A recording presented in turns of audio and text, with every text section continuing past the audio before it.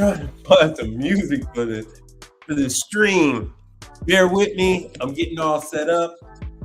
While I'm getting set up, I'm just going to go through some Instagram and some Instagram likes. Starbucks is being replaced with random stuff. Yeah, because that was not even a popular Starbucks location.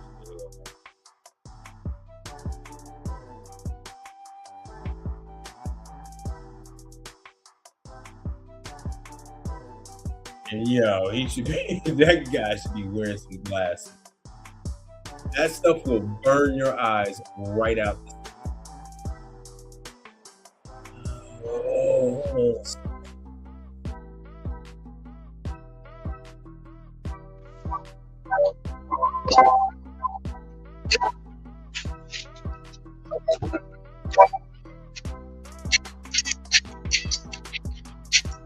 Get this down together because I know this damn thing is.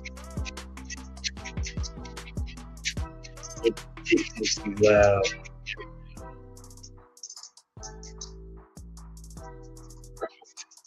Not quiet, whatever.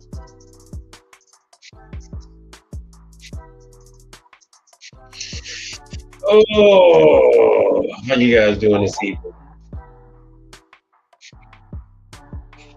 All right. Getting going. You get my screens going. Let's get this damn thing started.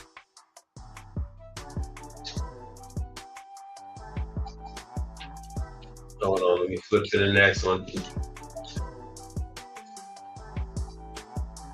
Yeah, Houston is doing just fine. If you look in the background, you'll see, yeah, they have the glycol beer system. Chicago up to their usual shenanigans. Oh, I must have lucky left them glasses on.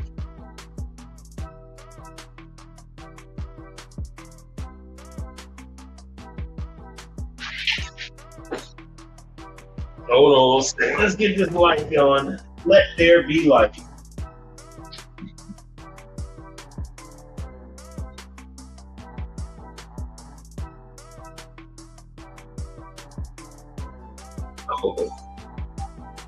Let there be light. How we doing this evening?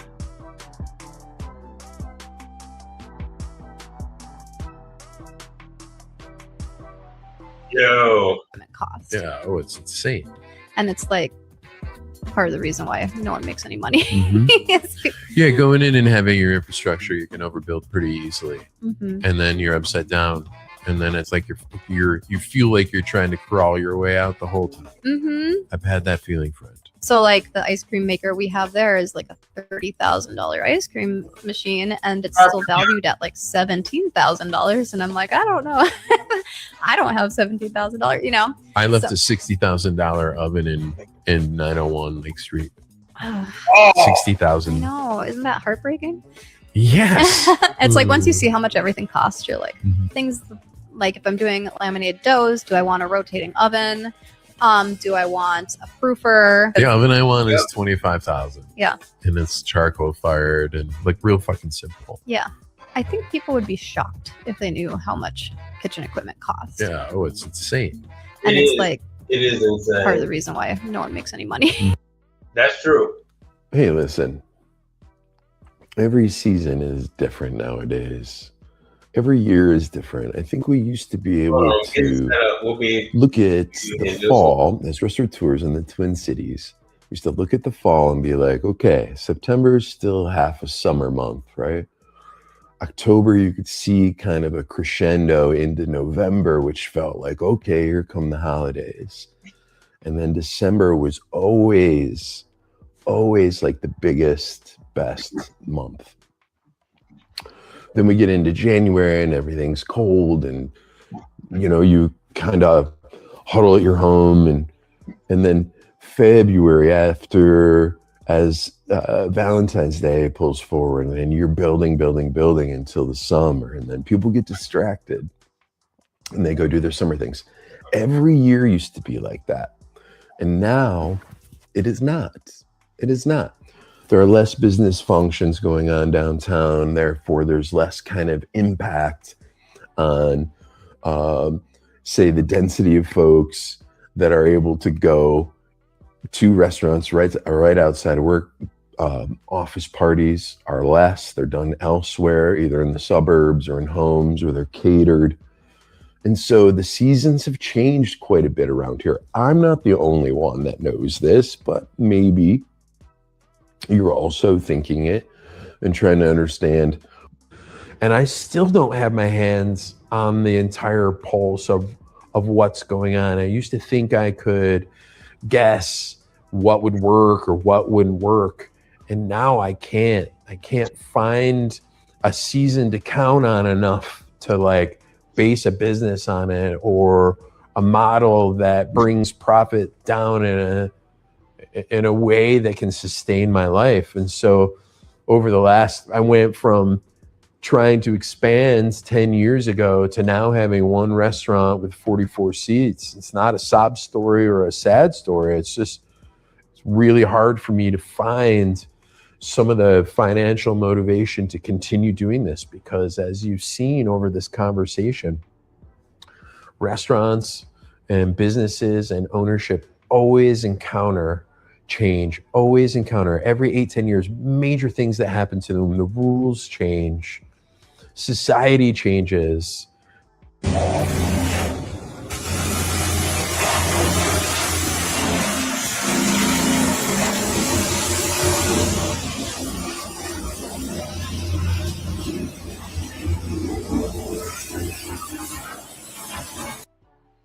For all you guys that say you want to do, oh, Mike Reed, how do I do hood cleaning? How do I do vent hood cleaning? Yeah, that is a complete and separate business. That is, what's involved with it. It's a whole separate thing. And how he's doing this and getting away with it, I don't know how this guy is doing this and getting away with it. Like the one I just witnessed, he had everything going into a trash can. And then he took the trash can outside, and they have a large, for lack of a better term, they have a large shop vac mounted in the truck. And then that sucks up all the chemical and the grease, because you're not allowed to dump that down the drain. How the hell he's doing this, I don't even know. I don't even know. But we'll get started in a minute. I am just about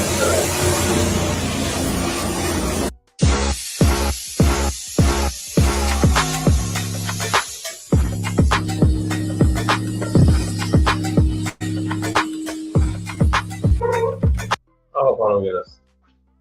Freaking right. Somebody just made $5,000. Hell yeah. This is all copper. It was actually $5,200. I don't know how much this weighs. I don't know what it is. Yo, I am shocked. I am shocked. Every single time I had to scrap a dishwasher or ice machine, and I cut off the copper off of it, and the condenser and all that stuff. And the amount of money I get from it, just the little pieces that I drop off, it's insane. You cut that stuff off, put it in a bucket.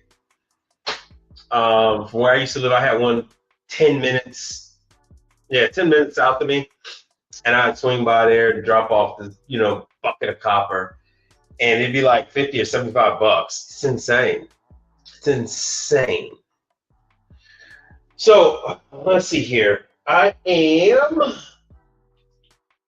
think I'm just about ready with my rant. Are you guys ready? Yeah, Brother Frank, you do it all the time. Yo, it's kind of crazy. It's kind of crazy how much money is in the copper, in the evaporators.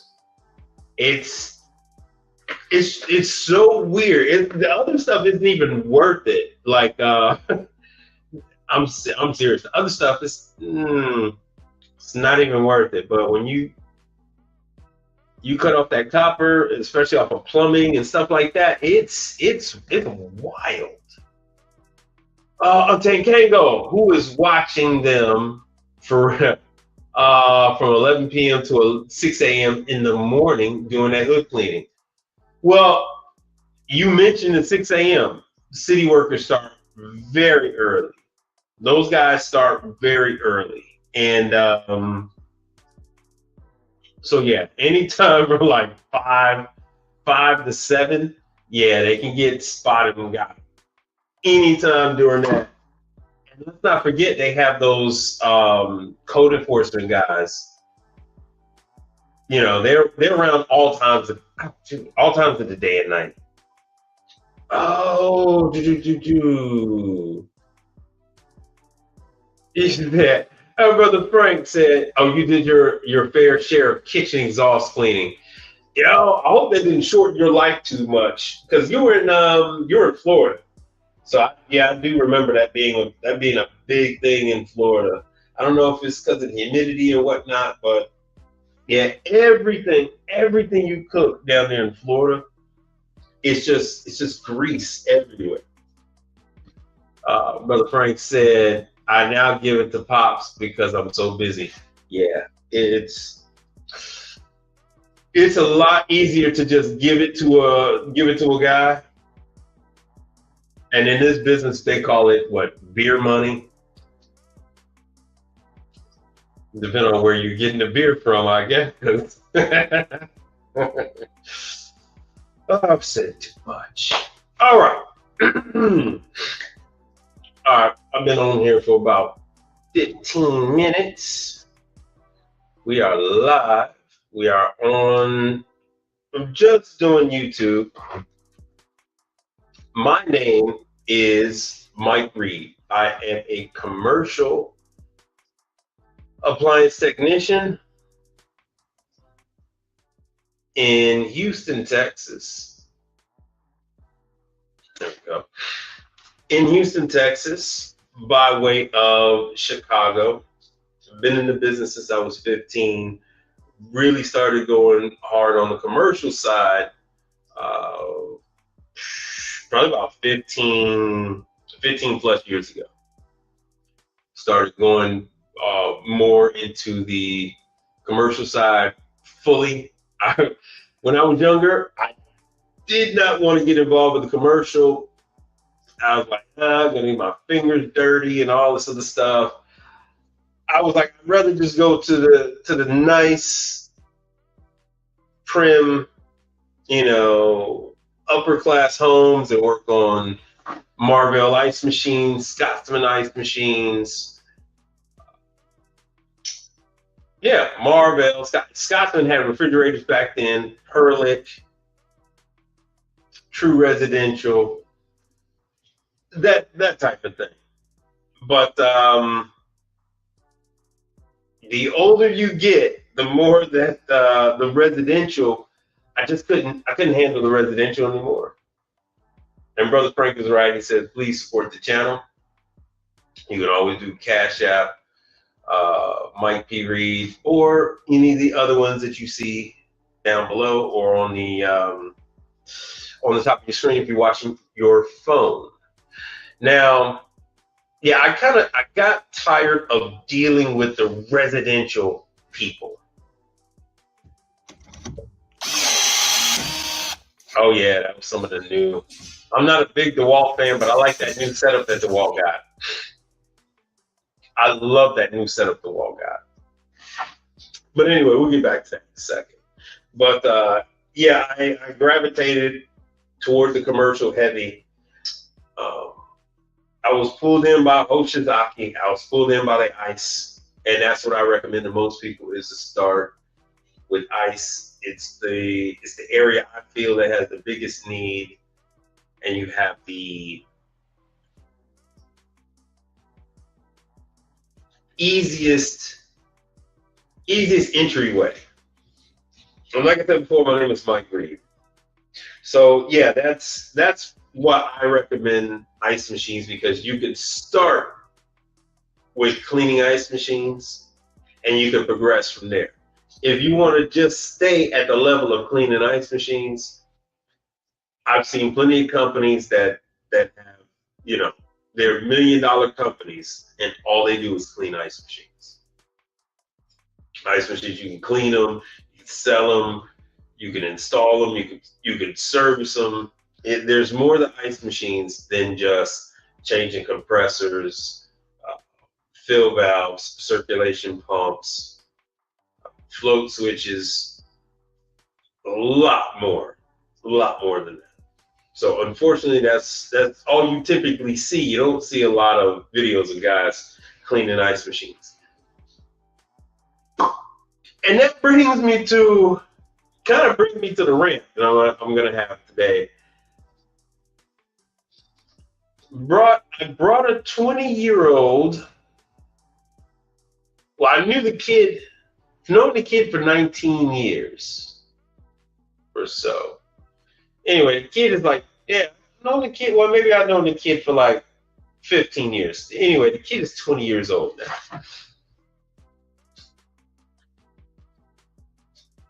I took the kid with me. To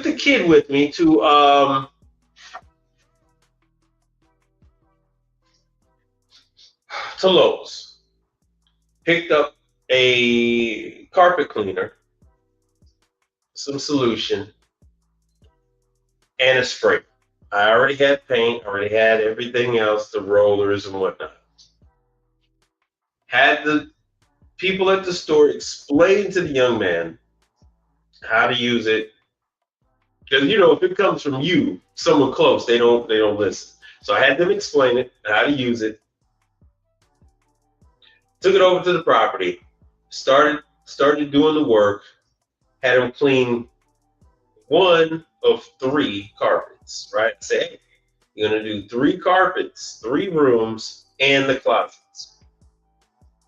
Of course, he said, okay. All right, I said, all right, cool. We moved out a couple of pieces out of that property. I went and took the pieces somewhere else, left him there with the floor cleaner, with the solution, and with the paint roller and a 5-gallon bucket of flat white.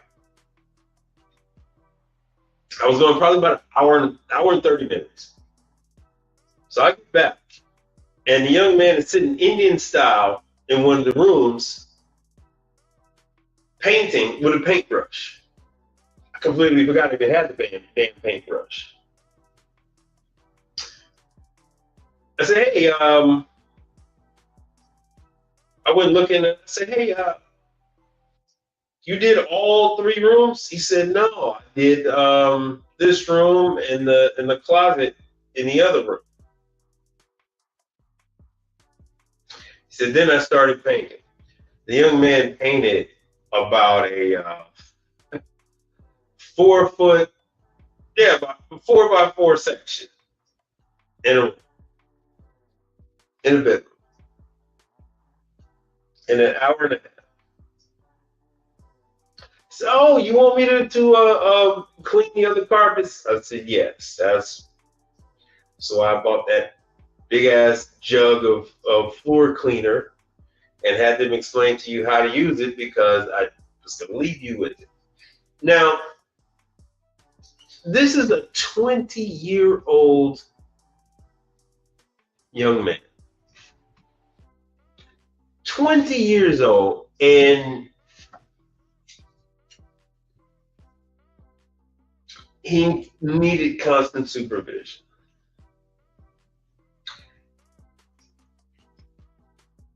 Last broadcast, I put up on the screen the age of the viewership. And I was explaining that, yes, I do know that the vast majority of you are watching because you're trying to find something that your grandkids, your nieces, your nephews, all that stuff can do. Right? You got hard road ahead of you. You got an extremely hard. I'm still glad that the kid was able to retain that information from the store, that they told him how to operate that damn carpet cleaner. But it's the lack of supervision. And unfortunately, in this business, the young ones, they have to be self-sufficient, because this is not really a business of them.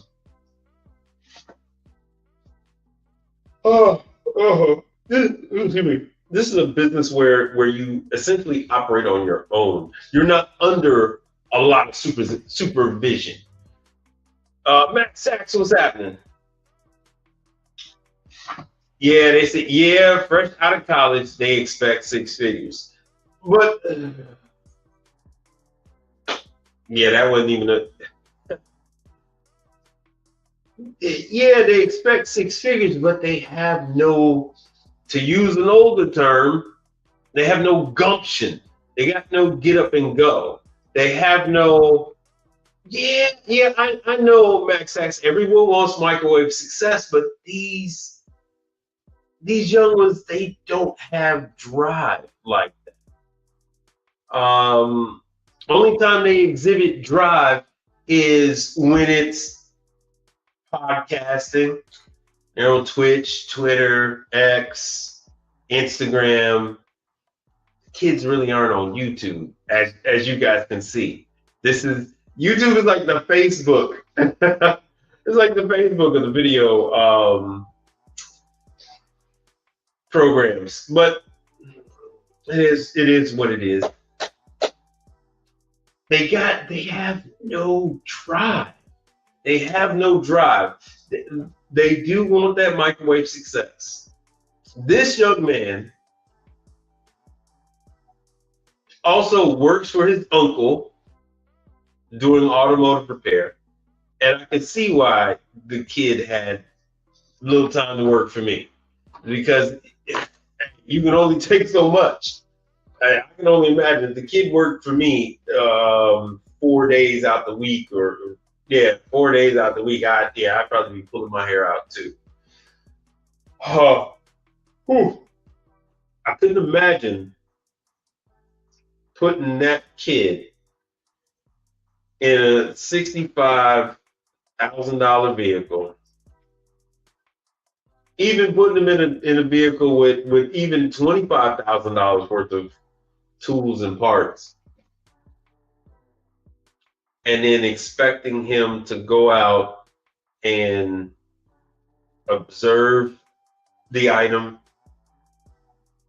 making a decision, because that's the issue that these young ones have, is that they have an extremely difficult time making decisions. And then accountability, like making the decision and then going and implementing, trying to solve that puzzle, and then taking complete ownership of it.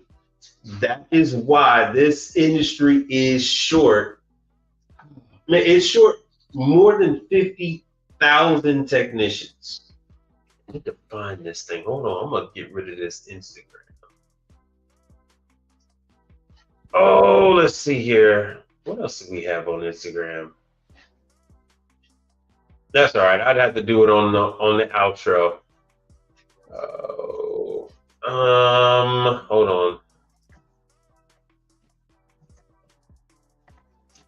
Commercial kitchen equipment.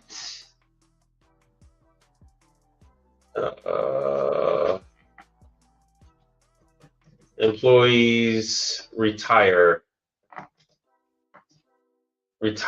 rate. Let's see what that is. This thing we'll be looking at.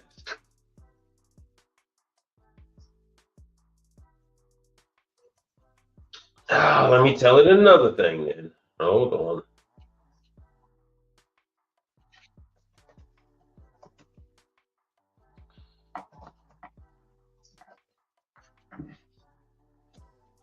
How many restaurant equipment techs are retiring?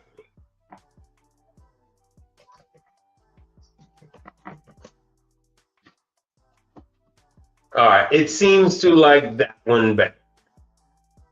Restaurant industry projected to top 1.5 billion in sales. Yeah. Oh, and you know what? I've been having a lot of fun conversations with my clients today. I had one bastard. He wants to try to negotiate. I had one trying to negotiate on. He didn't like the fact that I charged him $3.50 a mile. He wanted to do away with it altogether. No. Okay, here it is right here. No. I said, nope, that is not going away. You can forget about that one. All right. National Restaurant Association. Restaurant equipment technicians' retirement is not publicly available. Instead, the industry is on focusing on adding. They're adding 100,000. They're going to add 100,000 new technicians for 2026. So we are no longer at 55,000 technicians short. We are short 100,000. Yeah, because I thought that number was a little dated. We have been thrown around 55,000 technicians short for damn near 5 years. And so, yeah, we are short. We're short over 100,000. Yeah, guys are retiring because of burnout, blah, blah, blah. That whole thing. Yeah, 33% of employees are reporting to be leaving due to burnout. So that isn't the older guys. The older guys are jaded and they're the grumpy ones that'll curse out employees, which is a lot more common than you would believe. So if you get a call from one of your clients saying your technician cursed someone out, just know that those things do happen. It's a clash of egos, and this happens.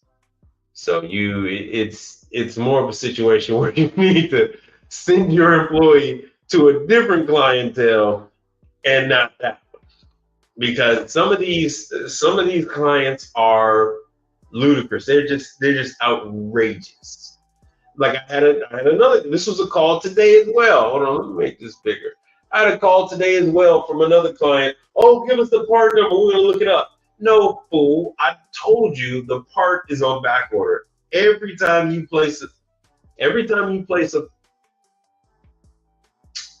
to purchase a part, they'll tell you, yeah, we have the part in stock. And then a day or two later, everybody, oh no, it's a 3-day wait. Webstrom got me real good today. I placed the order, placed it for next day air. Dude, I got a message today saying, oh well, 3 weeks wait. After I've already told them that I wanted this thing next day air. And would you not know it that they still sent out the other parts that I was looking for? How did they not know that the part that they didn't ship out was the only part that I was looking for next day air? Wait,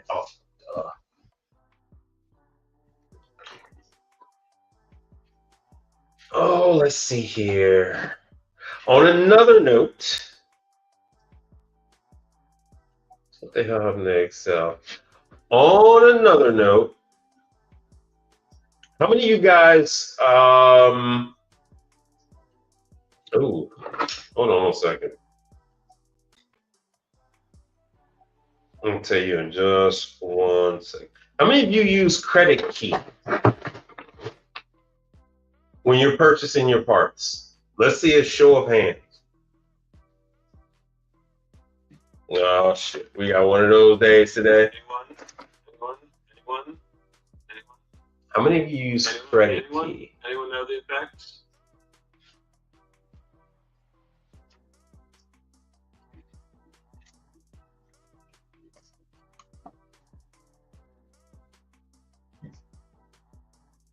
I was making a purchase from Webstron, and I paid twice as much for the part, to be honest with you, than when I do order it from the manufacturer.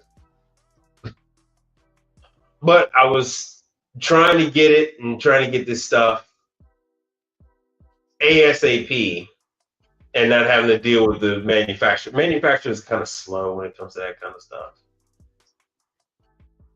Oh damn! You guys might not have been able to see that. So this is Credit Key. They took my EIN, crunched the numbers, and gave me a line of credit for business-only purchases. So I was like, all right, cool. Decent rates and whatnot. So I don't know if you guys were aware of that.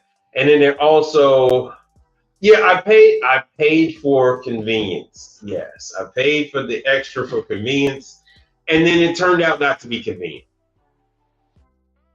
And so now I got parts coming to me from the manufacturer next day air, and then from Webstron next day air.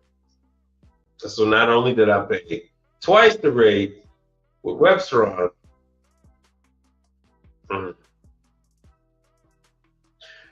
Webstron's next day air was like $25 or something, 25 or 30 bucks for next day air. From Parts Sale, next day air was like 200 bucks. From the manufacturer, next day air, something like 130, something like that. Sum it all up, I still don't have the damn part for the oven. I still don't have the part for the oven. There is a real issue with getting hot side parts. How many of you have a hard time with procuring hot side parts? I mean, we've got a lot of places you can go to online now. Fun fact, they're all ordering from the same two sources anyway. Well, I take that back. They're ordering from the same three sources, so they're either ordered directly from the factory and then send it out to you, or they're ordered from all points to send it out to you, or they're ordered from Parts Down to send it out to you. But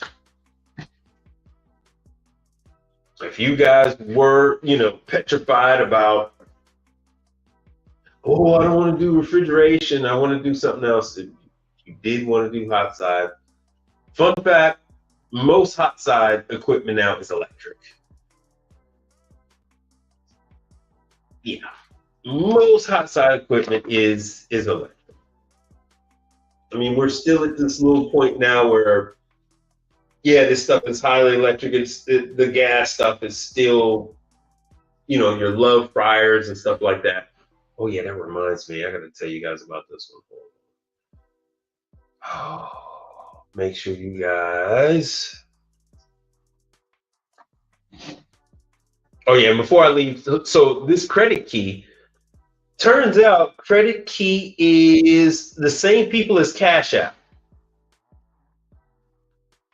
Oh no, Sutton Bank.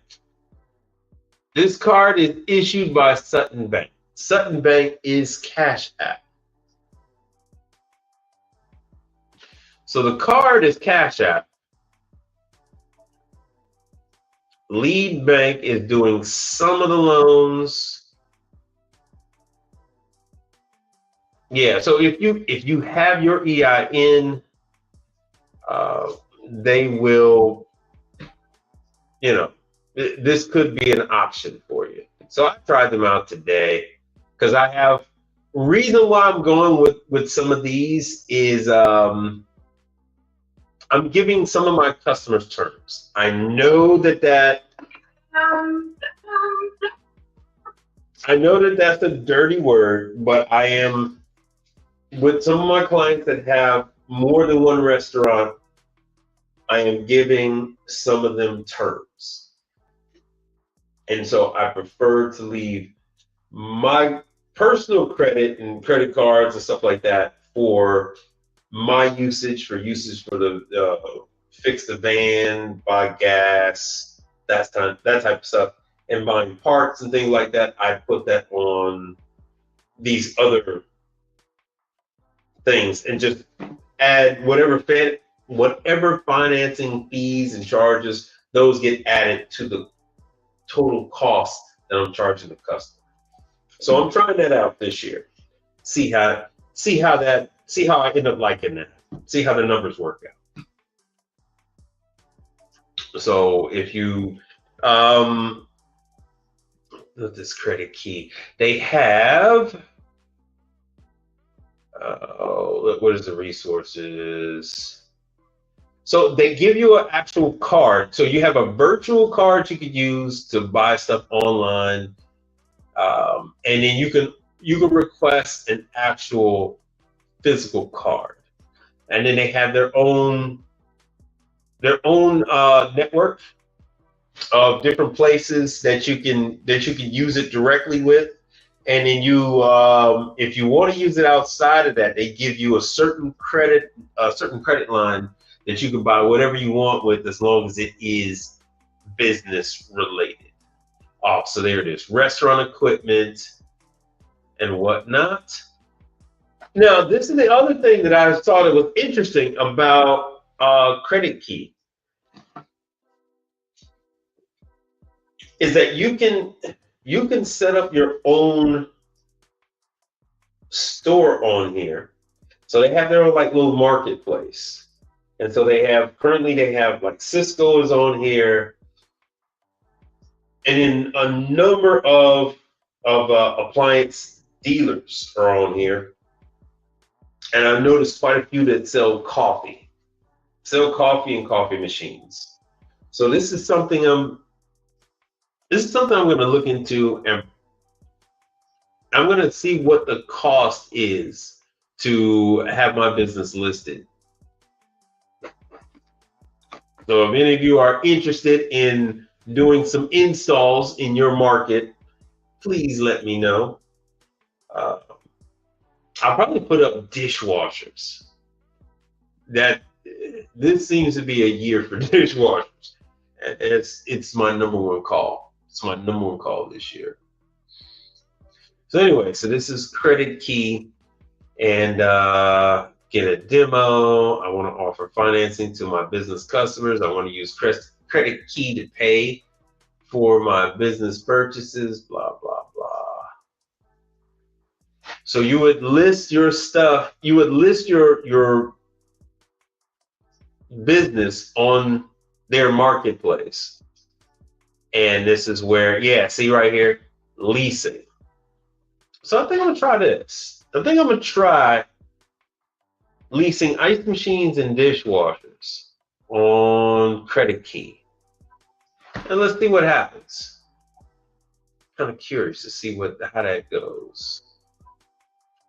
Anybody know of someone else that's doing that on Credit Key? Anyone? Anybody know of somebody else that's listening on Credit Key? Max Tax says, after tax season, I'm considering being a reseller, middleman, liaison. Well, brother, that's what we all are. We are all middlemen. We are all middlemen. Every single, let me make myself bigger. Every single appliance serviceman on the commercial side is a dealer. Every ASA is a dealer. So that is the reality of it all. So if I go to Hoshizaki, I don't want to go to training, damn it. Let me see here. Let me just go to Hoshizaki.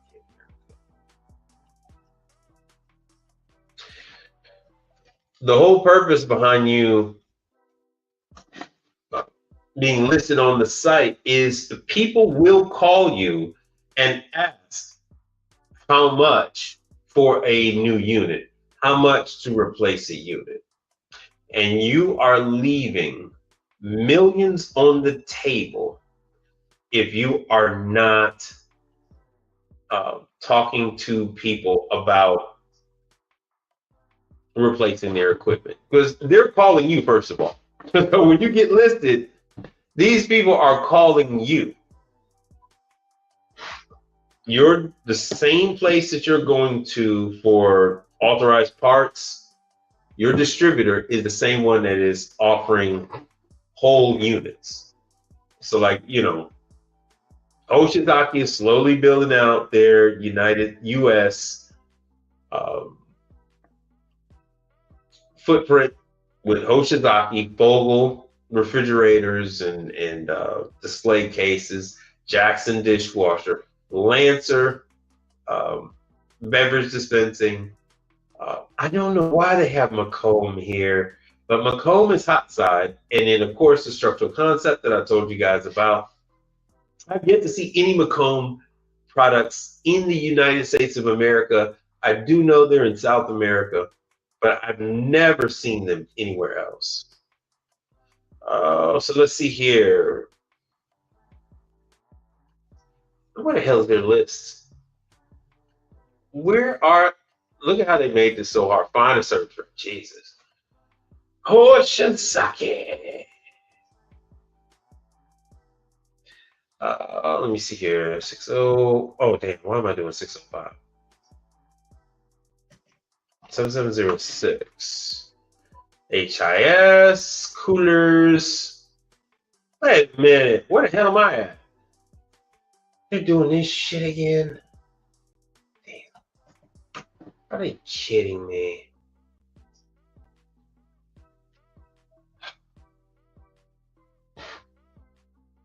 Are you freaking kidding me? Would they make up their damn mind? Good Lord.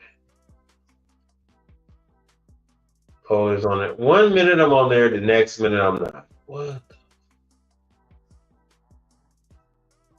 you Jesus. Oh, Hoshizaki. Hoshizaki needs it. So I have an 800 number with Hoshizaki. I don't have a local number. I have an 800 number. So we go back and forth. Somebody in Hoshizaki's system wants me on the list, and somebody does not want me on the damn list. Get the hell out of here.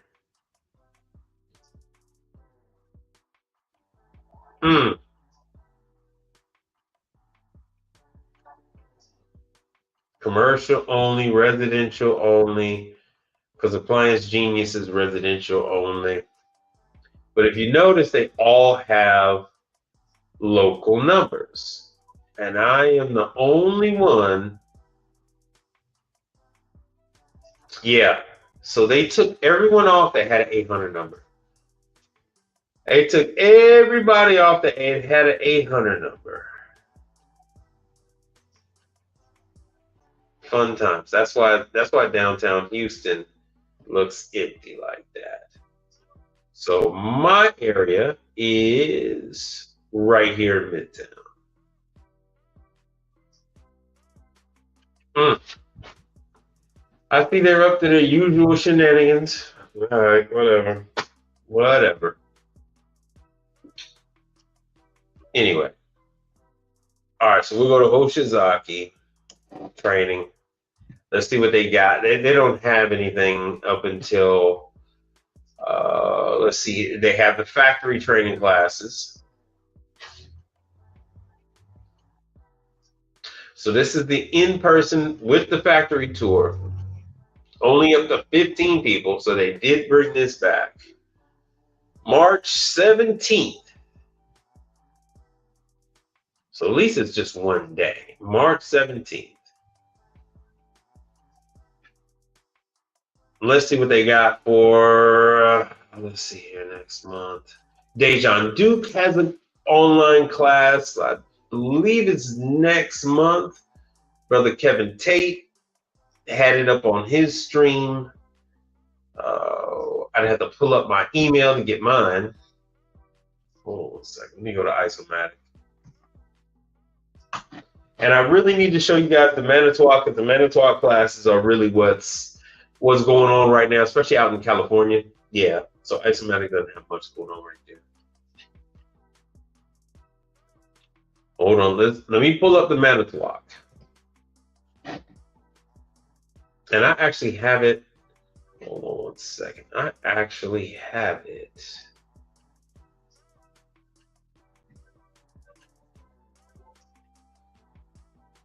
I pulled this thing. There it is. 1 second. Oh, it's on the next screen. I gotta get yet another splitter. I got a much larger screen to the side of me. I got a small one here, and it's really nice to have this. Oh, damn, you guys can't see it. It's really nice to have this 42-inch screen to put all the training dates on. So here it is. 1 second. Let me drop this. And there it is. Here's the Manitowoc.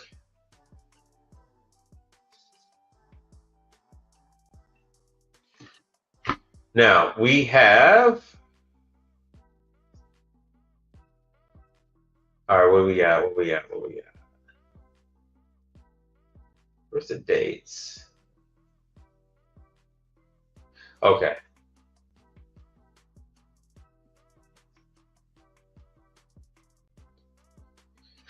Now, like I said, coming up, Cardinal Ice is hosting. That is Lexington, Kentucky, Louisville, Kentucky. Now, next up is Evansville, Indiana. So 3-5, that is starting at 8 in the morning. Yeah, that's Evansville, Indiana. My bad. Mark Becker. And that is Ice Guys. So Mark at iceguys.com is who you need to talk to about getting into that class. Then next up is going to be Rock Springs, Wyoming. Rock Springs, Wyoming. Tom Lee is going to be your trainer. That is National Equipment Corp. This one, it starts at 4 p.m. So that is on the 9th. Rock Springs, Wyoming. Cardinal Ice is your distributor. If you're already out there, you know who the hell Cardinal Ice is. I'm sorry, National Equipment Corp. So next up, in Hayward, California, good old Jonathan Bailey, WPD. So this is California. Where in California is this? Oh, Hayward, California. Hayward, California. WPD is your distributor. So on the 9th in the morning, 8 in the morning, you have class with Jonathan Bailey, one of the best trainers out there. And then on the 10th,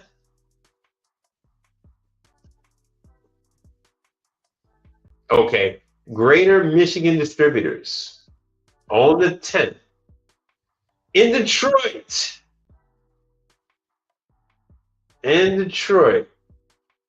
GMD.com, G-M-D.com. In Detroit, that's your class. Salt Lake City, Utah, National Equipment Corp. That's an evening class again. So this is also on the 10th. So Greater Michigan is on the 10th. That's in the morning. Who the hell was this? This is Salt Lake City, Utah. That's the 10th, and that's in the evening. Now, also on the 10th, Baker Distribution. That is my distributor as well. That's Tulsa, Oklahoma. Sorry, you guys can't see the stuff that's popping up on my screen.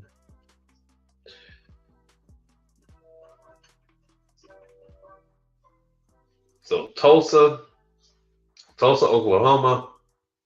You want to contact Russell Turner at Baker Distribution.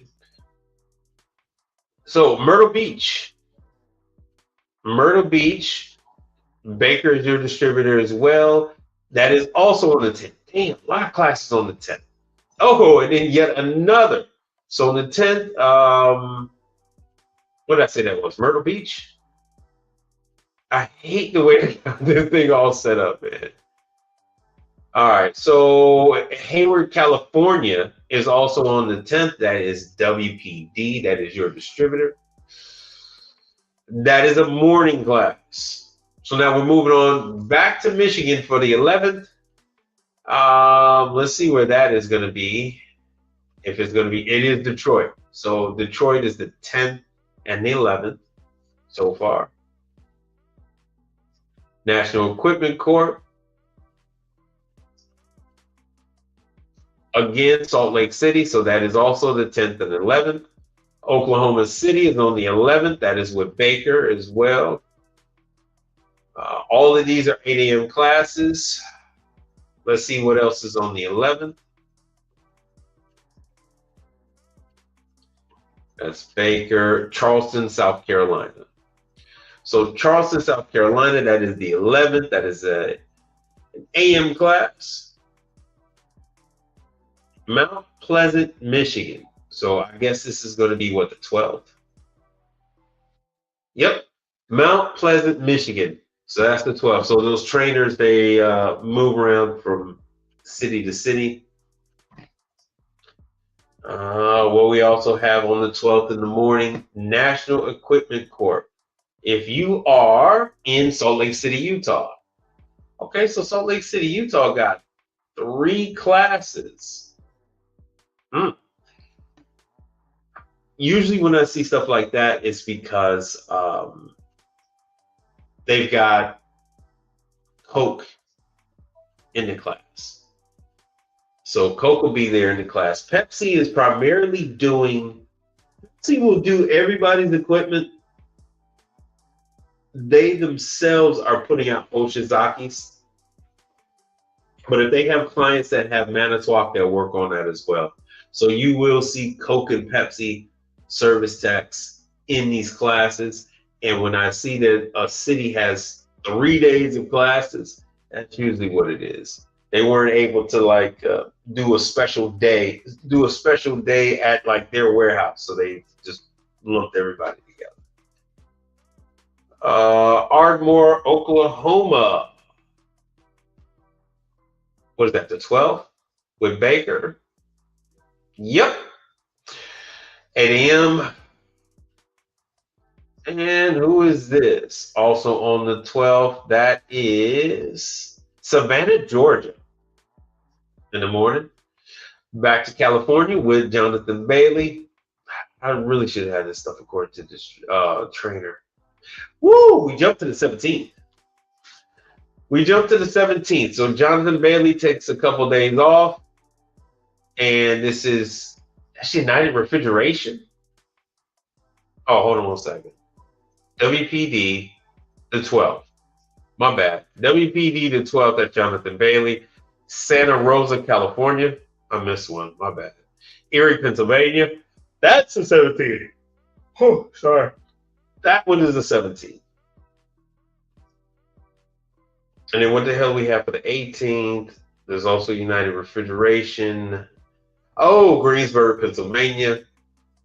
Cranberry, Pennsylvania. Let me see when that is. Yeah, so Pennsylvania, 17th, 18th, and 19th. That's when you have training over there. And then I guess I'll pick up with the other stuff because it's getting a little dull and a little boring going over that stuff. Once again, that stuff would be a lot easier in the video, and y'all can watch that and bring it back and play it whenever you want. But sorry. We'll go through a run through of cities and states. Erie, Greensburg, Fresno, California. Oh. I guess that's supposed to be Colorado Springs. Champaign, Illinois. Macon, Georgia. Fresno, California. Springfield, Illinois. Dothan, Alabama. Fort Collins, Colorado. Peoria, Illinois. Auburn, Alabama. Santa Maria, California. Buffalo, New York. Knoxville, Tennessee. Rochester, New York. Knoxville, Tennessee. Syracuse, New York. Grand Island, Iowa. Reno, Nevada. Indianapolis, Indiana. You know what? I think we missed Texas, bro. I think Texas was right out the gate. I think you missed it, bro. You and I believe we missed it because Dallas. There's Dallas. Dallas was December. Dallas was December, bro. So now you got to wait all the way until December again. You got to wait all the way to the end of the year, I believe. Austin. Dallas, Beaumont, Texas, San Antonio. Yeah, November. San Antonio. Because when was it last year? It was November last year, bro. It was November. So I brought those up early. That was before you started watching. Where the hell is Austin anyway?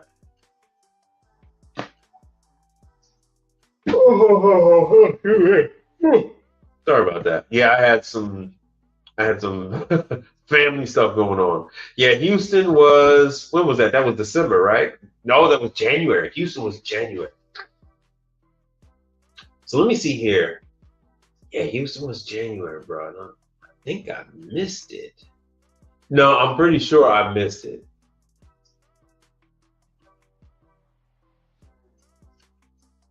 Yeah. So I don't know what they're talking about doing with the virtual classes and whatnot. So we'll have to see. We will have to see what they're talking about doing with the virtual classes. I more than likely would take that trip on over to Oshizaki because I had been wanting to go to the Oshizaki class before the pandemic. So they used to have the Oshizaki ice machine class in Atlanta, Georgia, and then do the factory tour. And I have never taken the factory tour. I've taken the factory tour with a lot of other manufacturers, but I've never done so with Hoshizaki. So I think it's about time. And I think it'd be pretty good content. But anyway, moving on. And we'll get back to that pretty soon. I'm going to jump back into FryMaster.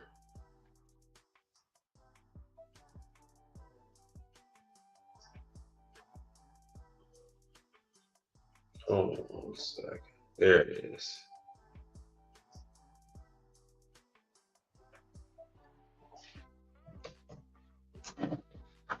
Just to go over this again, because if you guys do not attend these damn training classes, they will stop having them. Like they said, it is highly recommended that you do the online classes. Don't go up there thinking that they're gonna teach you something from scratch. The FryMaster classes are not designed for entry-level people. I repeat, the FryMaster classes are not geared towards entry-level people. They really don't. You know, they're not going to start with the beginning and how millivolt fryer works and all that other good stuff. They want you to go ahead and sorry about that. They want you to go ahead and do all the videos and learn how these things work. Yeah, sorry about that, man. I have been painting and all this other fun stuff. Ooh, shoot, I gotta get this together. So let me give you the rundown on the FryMaster. Let's see what we got.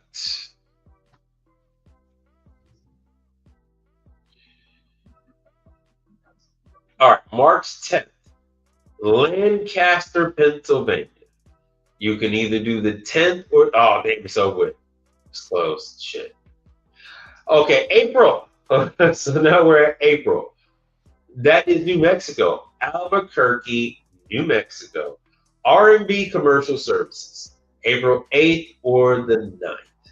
It is just a one-day class. And now the next one is for if you're in Chicago, you'd have to go to Decatur, Illinois, April 22nd or the 23rd for that class.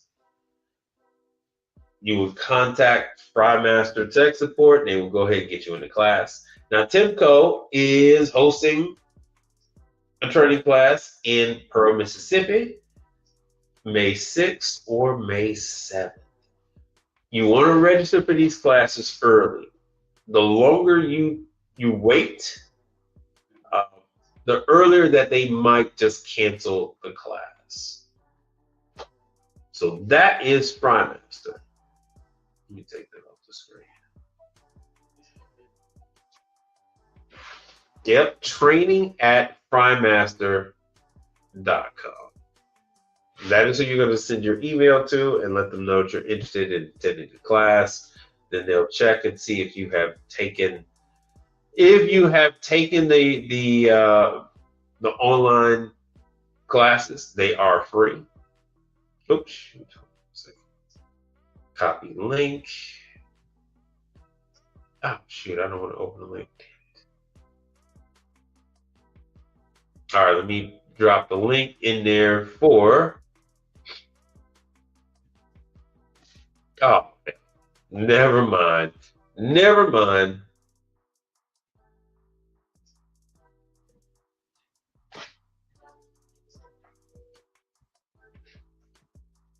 All right, open. Let me copy this link. Copy the link. This is the link for. That is the link for FryMaster. These are the online classes. They are free. The online classes to learn how to work on FryMaster are completely free. Now, there are a number of other classes. I believe Pitco has some. And Pitco has, Pitco's going to have training in Dallas. Matter of fact, hold on. I need to go to Middleby University. That is what I need to do. But if you go to Pitco, as you see, they're all ready for you to buy. This is the website. And let's see here.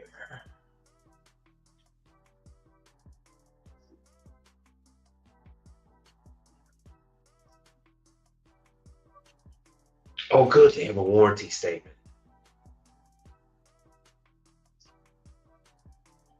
Warranty claims. All warranty claims need to be initiated through the dealer, and the dealer will need to contact the brand. Yeah.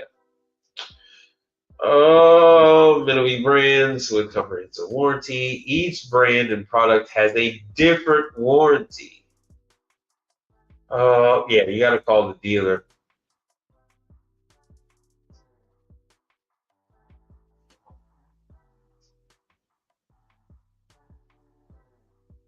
Okay, so I see they're switching stuff up. There's the combi ovens. There's the Turbo Chef stuff.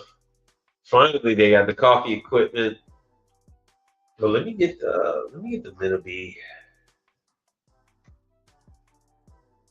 There's the Middleby University. Taylor, blah blah blah. Authorized, warranty authorized. So that is not us. Independent servicer not authorized. There we go. So this is signed up with Middleby University. This is to go to the live in-person training with Pitco, South Bend.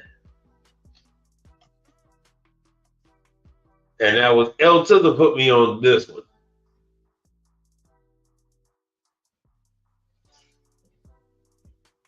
All right, let me go back. Already have an account, log in.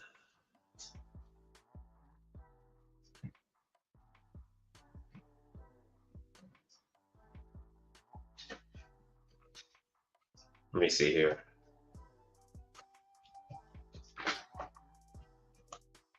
Nope.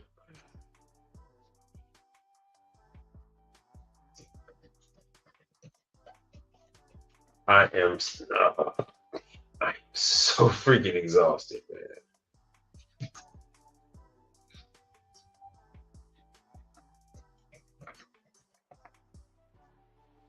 Oh, there we go. The 5th time is the charm. 60% of the time works every time. So now we're in Middleby University. This is the schedule for 2026. Star Holdings is here. Imperial, South Bend, Blodgett's, Crown, Pitco, Turbo Chef, Globe. I would love to have a mixer class, but Globe, man, nobody wants to do a freaking mixer class. Nobody. Pain in the arse. Let me go back.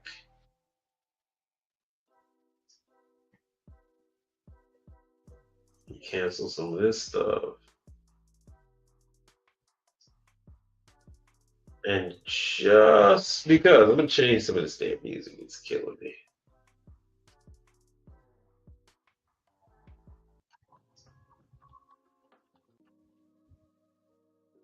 Ah, what the hell? I'll deal with this for a minute. Okay. Blodgett service training in Dallas. Where's the damn calendar? Hold on 1 second.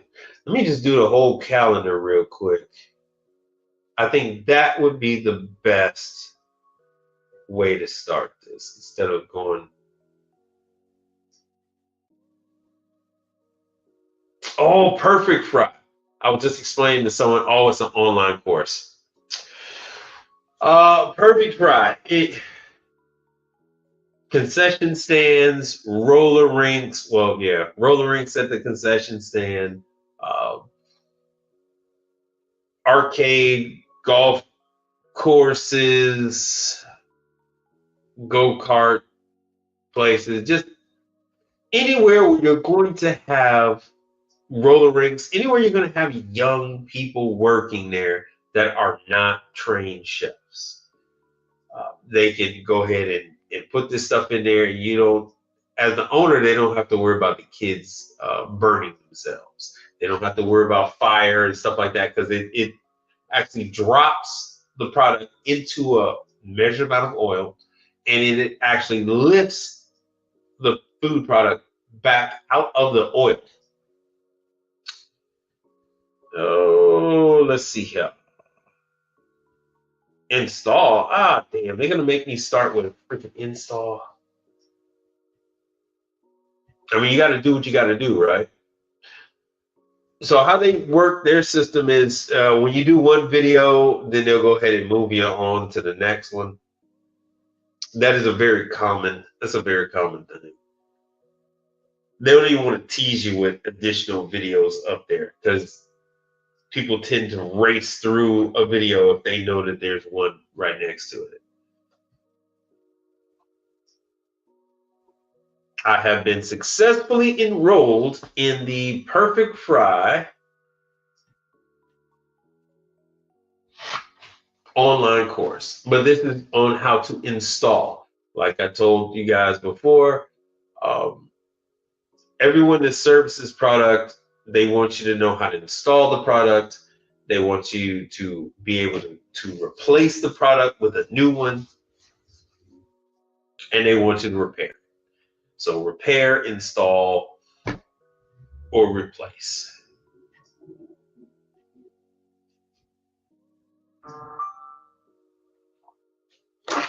And thank you all for your Cash Apps, Venmo, that whole thing. So it says, nope, this is not an automated email. Perfect Fry installation class. I have signed up. Oh, there it is.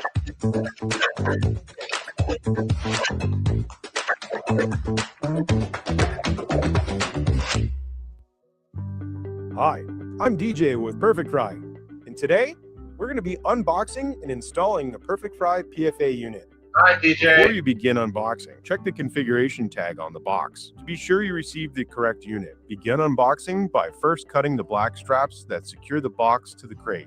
Next, cut the white straps. Slide the top of the box up to remove. Unpack all foam securing blocks. Now remove the sides of the box by sliding upward. With help from a friend, carefully lift the unit from the pallet up onto the shelf where the unit will be used.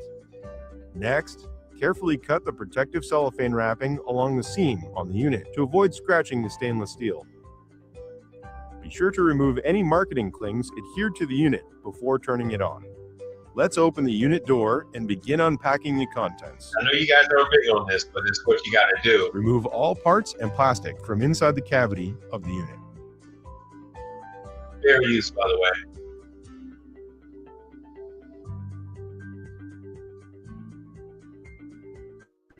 Each part from its plastic and cellophane wrapping.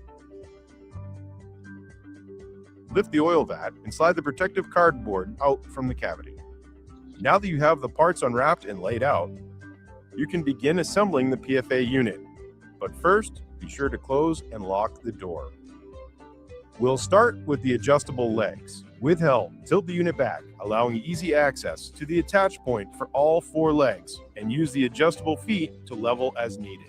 Next, we're going to assemble the drawer. First, attach the drawer sleeve to the front of the unit by gently sliding the hooks into the slots. Once secure, open the door. Now we'll attach the shovel and drawer ramp. There are pins on either side of the shovel system. Be sure the pins are fully inserted into the holes in the bracket. Now simply slide the shovel system inward. If you have the optional heat lamp, it'll come in a separate box. Before installing, please remove the vinyl coating. Position the heat lamp under the drawer and insert the hooks into the available slots. With the supplied cable, place the straight connector into the lamp. Connect the opposite end of the cable to the outlet located on the rear of the unit. Slide the drawer lid over the drawer sleeve. Now it's time to add oil. Pour clean oil into the vat and fill until it reaches the cold line displayed on the back. Do not fill beyond this point. Insert the basket, ensuring that the left and right pins are properly secured into the slots. Now remove the filter assembly. Slide the metal housing up and write the current date in the provided space. Replace the housing and slide the filter cartridge back into place and secure by closing the latch. Close the door. On the back of the unit, you will find the breaker, the USB port, the ConnectWare module for open kitchen, and the high limit reset. On the right side, you'll find the fire extinguisher pressure gauge. The left side is where you'll find the model number, the serial number, the voltage and phase. This is another good opportunity to ensure that you have the correct voltage unit. With all steps complete, you can now plug the unit in. Flip the breaker to the on position. The control touchscreen will power and illuminate. You will be prompted to confirm your oil level. The system will begin starting up. For the purpose of this video, we've sped the process up. Once the startup is complete, you are going to test the unit without any food products. Begin by preheating the oil. Once the oil is up to temperature, you'll be prompted to pick a preloaded recipe.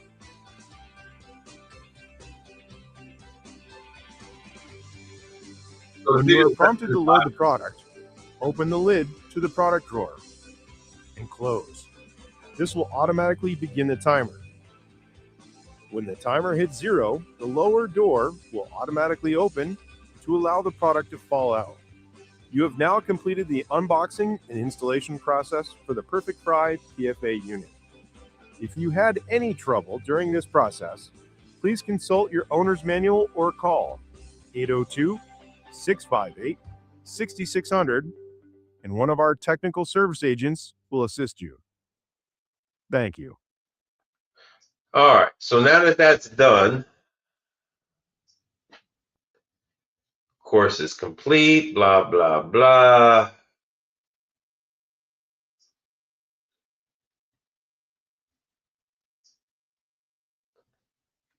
All right, exit course.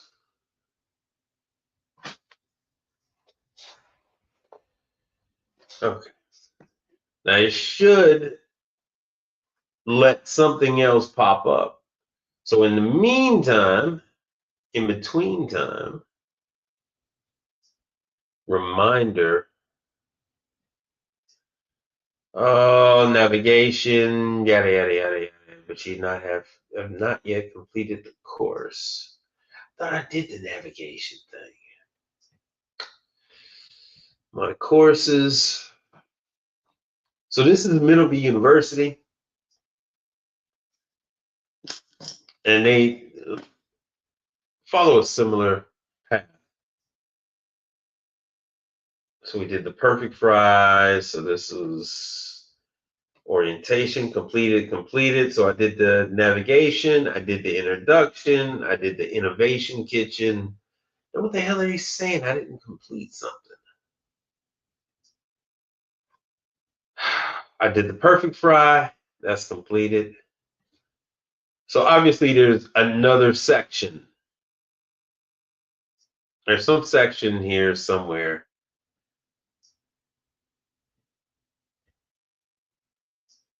Earned Perfect Fry, that was 2 minutes ago. 8 minutes ago, I enrolled in the Perfect, yeah, we did that. We completed all those. What the hell are they talking about? Huh. Oh, you have successfully completed. Yes, I know. So what I'm reading right now is they've hit me up with so many freaking emails. I might have another Perfect Fry video in my inbox now. All right. You know what? I can just. I don't know why I didn't do this earlier. So I can read the freaking chats. All right, cool. Read the chat. Other box. Oh, let's see here.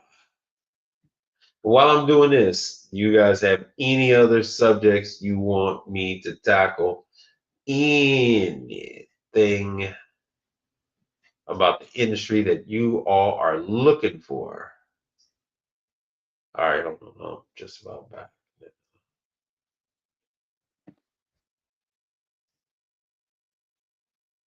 Choose session. This is Blodgett, Imperial. You know what? I'm going to go with Imperial. Imperial is, I would say Pitco is number 1 as far as fryers on this team. And then Imperial is number 2.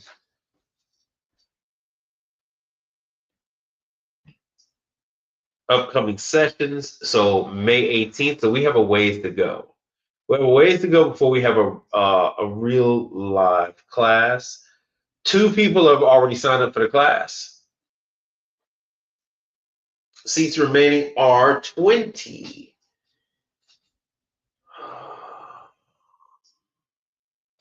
So yeah, they have Star Holdings also that same week.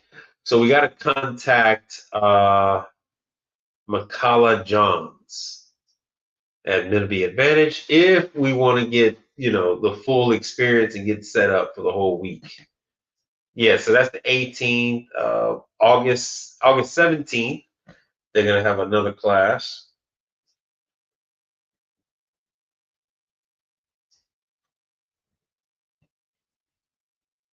I do believe Imperial has an advanced fryer. I believe they have one. Almost every brand has like one advanced fryer. So now this is Blodgett. This is ovens. Ovens is what Blodgett is their biggest claim to fame. March, okay. So March 31st. Ooh, only 8 seats available. 2026, year of the hot side training. So who knows how long they're going to keep this up. My advice is for you to go get this training now. Go and get this training while it is still at no cost. There is, as far as I'm aware of, there is no cost to this. At one point in time, what's that combi oven that you guys like so much? At one point in time, there was no training, there was no fee on Rationale. Rationale training classes were free. They used to beg people in Chicago to go to the damn Rationale class. And now look at it. Rationale classes are damn near $2,000 for you to freaking go.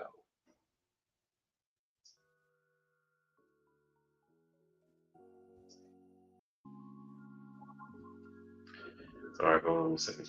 So this is Blodgett. So this is nothing to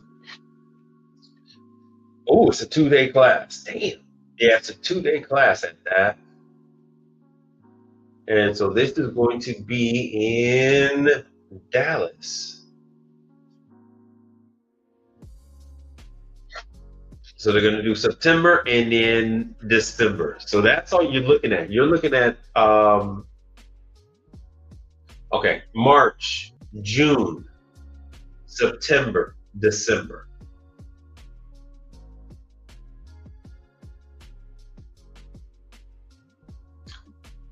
Oh, we got somebody signed up for September. Oh, we got 2 guys signed up for June. How brave. But March 31st, that's coming up. That's coming up. All right. Unpin. My bad. No, I don't want to pin that. Now, this is something that is interesting to myself and Kevin Tate at Learn to Trade. Concordia Service Training. So this is for your fully automatic, your super automatic drink machines, coffee machines. These are in your casinos. These are in hotels, hospitals. 3-day class, 8 to 4. Once again, in Dallas. Whoa, there's nobody in this class. August 4th. Oh my God, they're only doing August and September. Only August and September.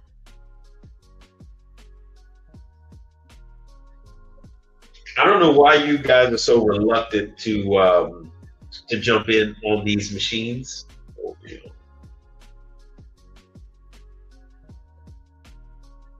Let me show you what these things are like.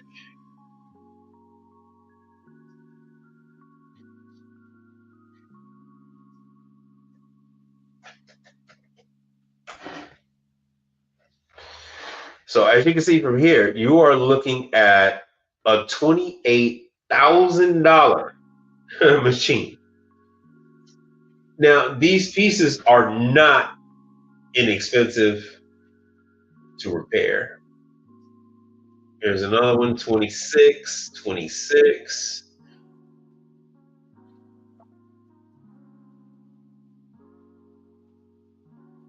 This is something where you can lease these machines to the customer. There are plenty of roasters that would be more than happy to provide you with beans.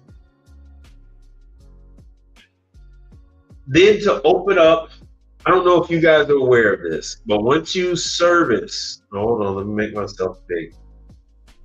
Once you service equipment like this, this opens you up to a number of clients that you would actually be locked in with.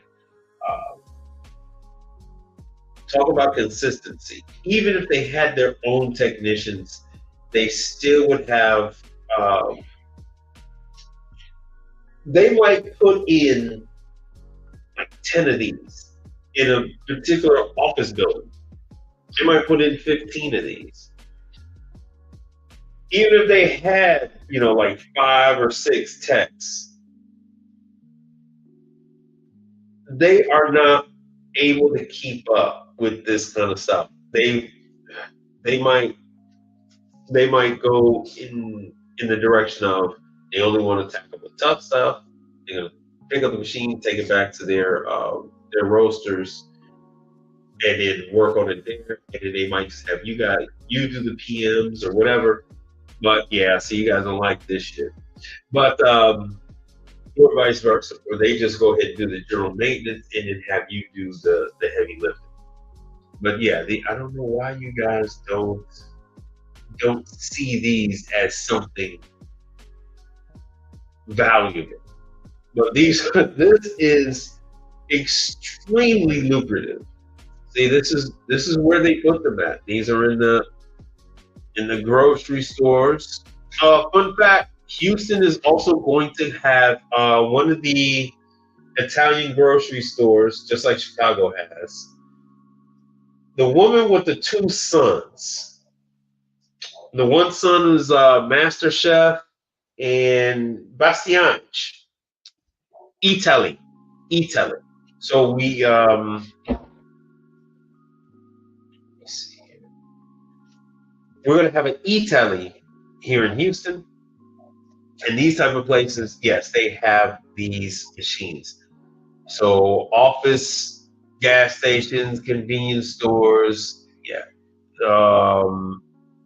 And like I said, especially when you have your large corporate offices. I just had that situation where I was just doing their ice machines. I was doing ice machines for a place like that. They had 2 ice machines and then 2 super automatic coffee machines just like this. Oh yeah, your movie theaters, your Italian cafes, that type of stuff. Your like Flying Biscuit, they have, is it a WMF or whatever? Flying Biscuit has a super automatic where they can give you hot chocolate, give you cappuccinos, mochas, that whole nine. You guys are not interested in this at all. But there is a whole world of coffee out there, an entire world of coffee equipment.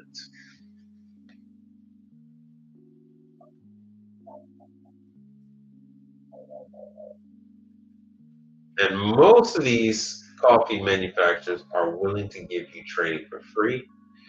Ones like La Marzocco, I believe there's a charge on it. Slayer, they do an online class that is for free.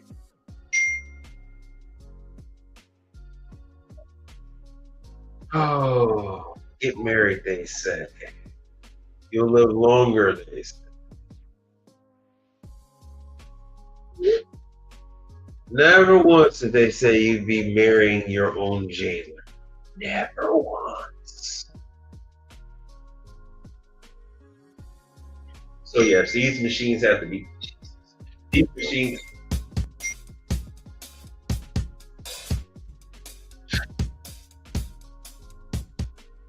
These machines have to be constantly cleaned and the full nine.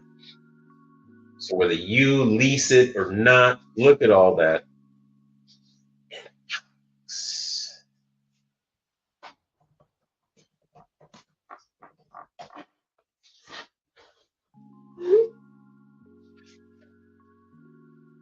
And once again, this is one of the add-ons.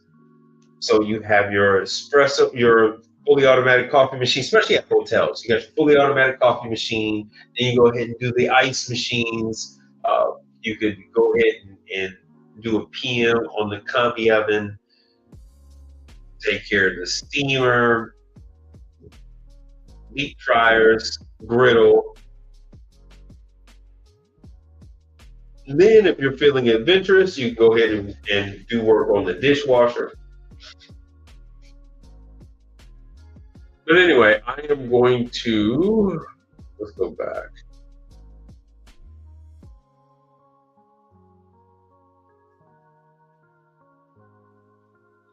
Because yeah, you guys are not fond of this kind of stuff. The crowns. You see when Star Holdings is having a class.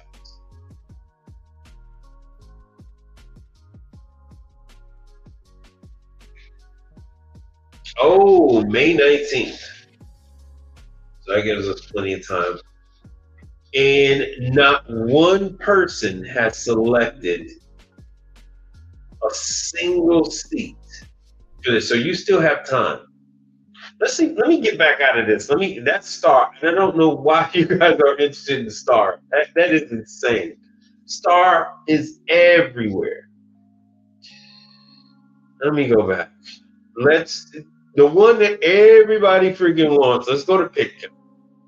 Let's stop messing around and we'll go to Pitco. Invection. No. We're not going to Invection. There's Crown. Come on. Introduction to gas and electric.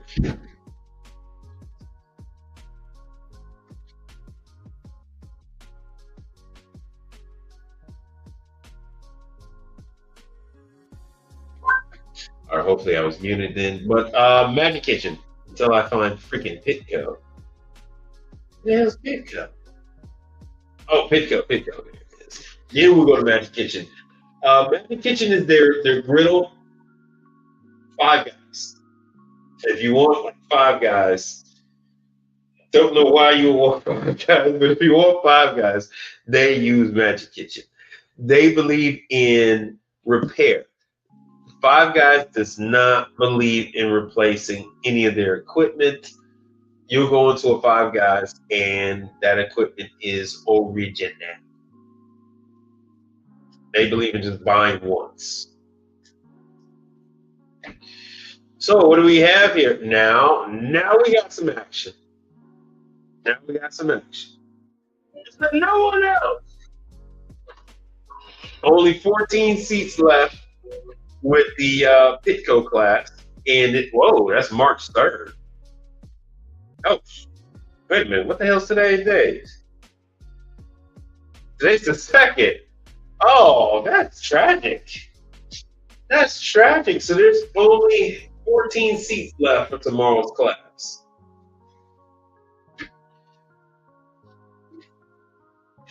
Dare I say, let me make myself big for this.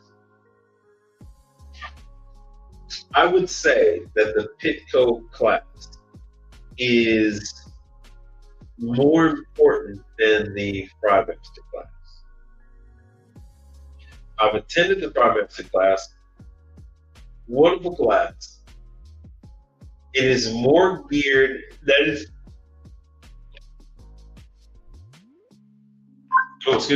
That class is geared towards experienced technicians and what to do with how to cross-reference and how to put in new parts in old machines.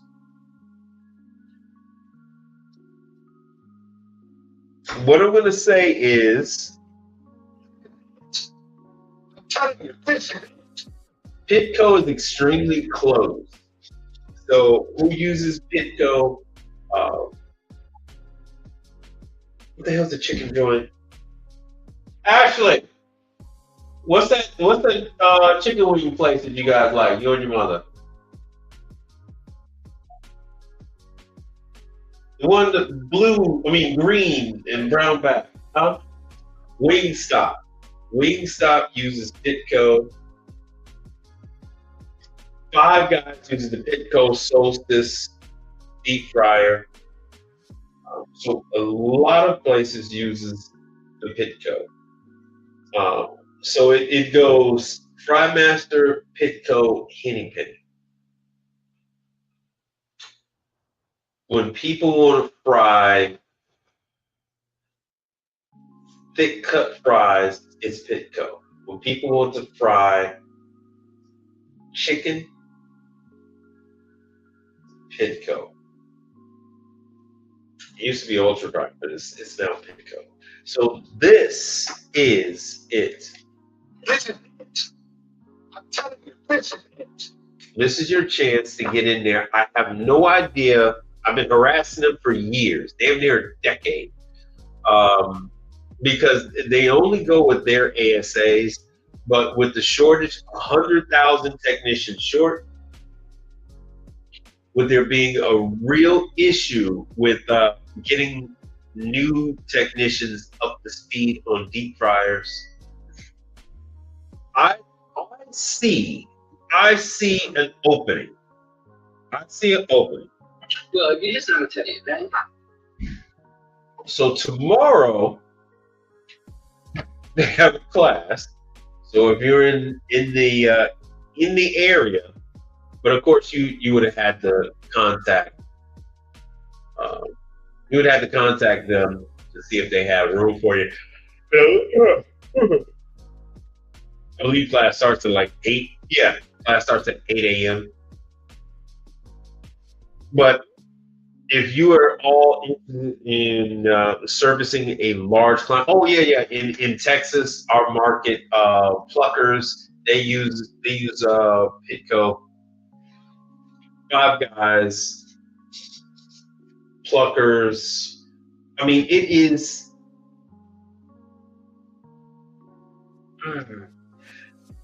Depending on who you speak with, I mean, we'll just put it like this.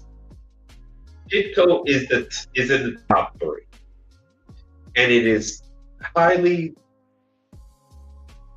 determined by what protein is going in that deep fryer, and that determines if it's going to be first, second, or third.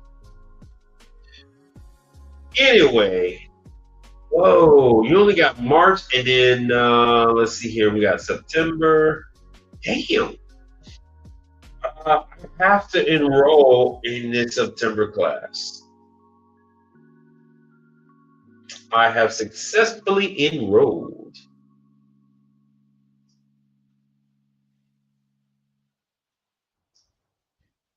I have to do this. I've been on them for so many years about getting set up with Pitco.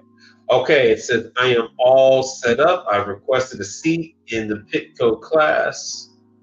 In Dallas, September 2026. So if you guys would like to come and join a brother, you know where I'm gonna be at.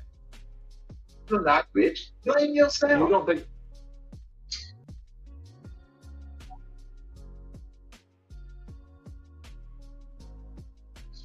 So damn, yeah, that's a 2-day class. But I have a number of clients that uses the Pitco fryer. Not all of them use the Solstice, but I have a number of them. And with the Ultra Fryer situation, so Pitco now owns Ultra Fryer, and a lot of my clients were using Ultra Fryer. You have the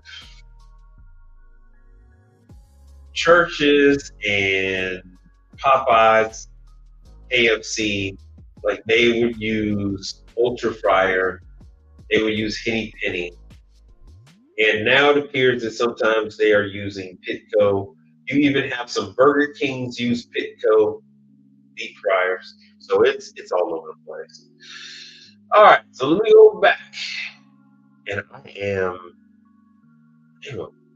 about to fall out. I'm so out of it, man. I have been running nonstop. Oh yeah, I already did Perfect Fry.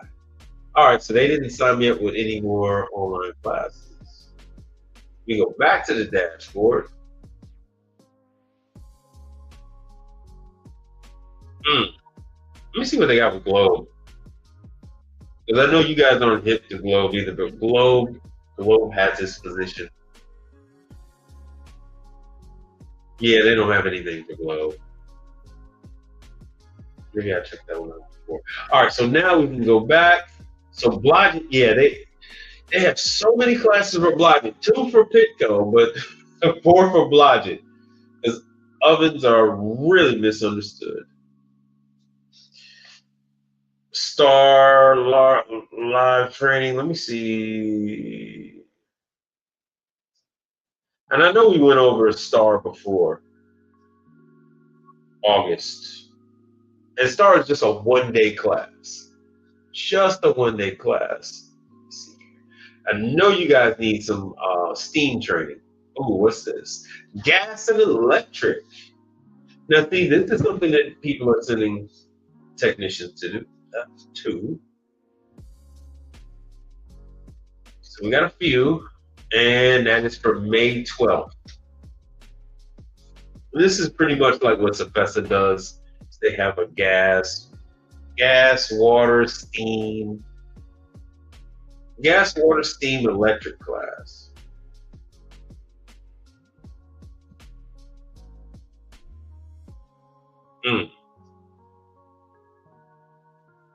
Yeah, nobody's enrolled in any of these other ones just yet.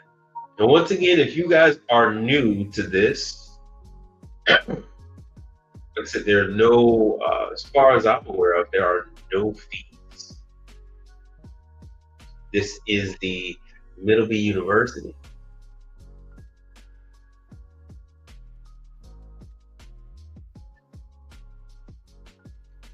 I want to give a shout out to Max Tax. Brother Max Tax, thank you for your donation. Thank you for contributing to the show.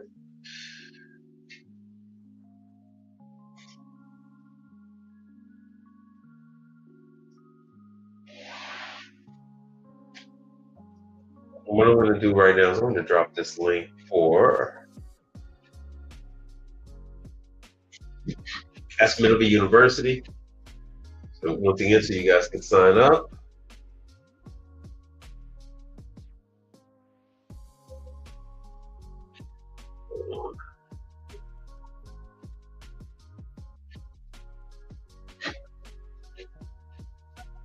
Now, attending these classes does not mean that you're able to work for Middleby and be an ASA.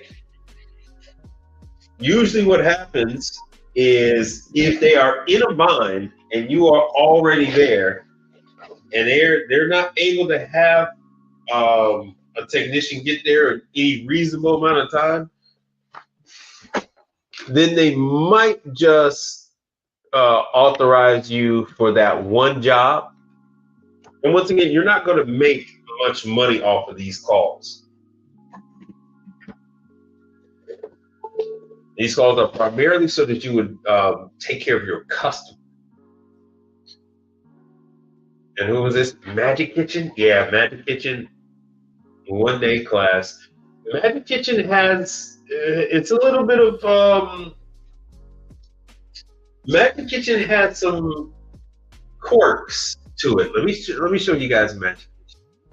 So Magic Kitchen,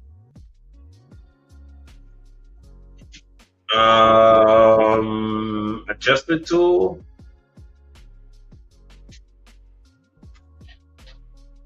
Where the hell is it? So Magic Kitchen has they have a device that allows you to calibrate the griddle. So instead of just going and replacing the thermostat, you actually attach a device to it, and then you can calibrate. This damn thing will let me do it.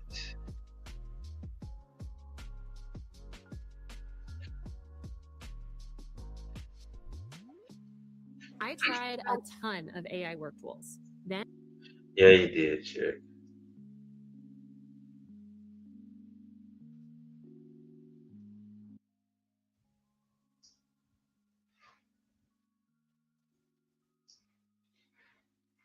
I tried Monday.com.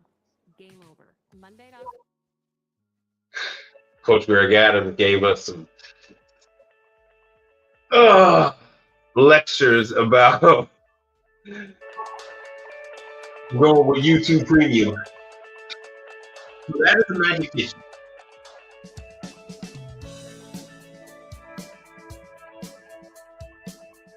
Lots of work to be done on the Magic Kitchen. Oh man, lots of work.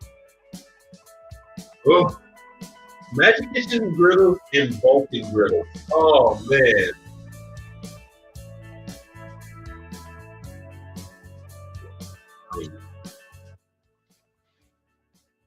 Let me see if I can find the Magic Kitchen calibration tool.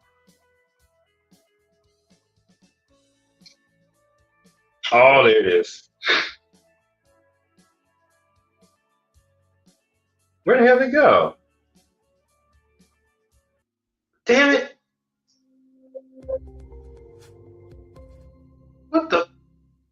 Damn it. If you love grilling but dread the cleanup, the GrillBot automatic grill cleaning robot is here to transform your post-barbecue routine. This innovative device Oh, this thing flipped on me, man. There it is. Hello, and welcome to this Magic Kitchen training video. In this video, we will review the instructions on how to use the new Magic Kitchen griddle calibration tool.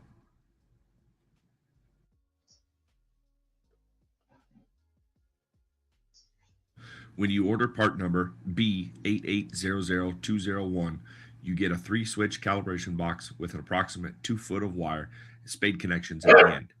You also get a written instruction booklet.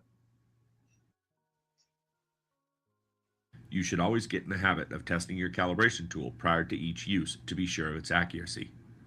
With all switches in the off position, you should read OL on your ohm meter. With the 350-degree switch on, you should read between 1673 and 1689 ohms. With the 400-degree switch on, you should read between 1775 and 1792 ohms. With the 450-degree switch on, you should read between 1876 and 1894 ohms.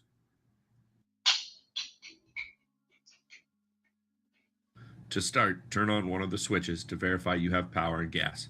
The pilot and burner should light if the knob is turned up past the current temperature of the griddle plate. You can use this calibration tool on a hot and or cold griddle. Remove the grease drawer completely and set aside.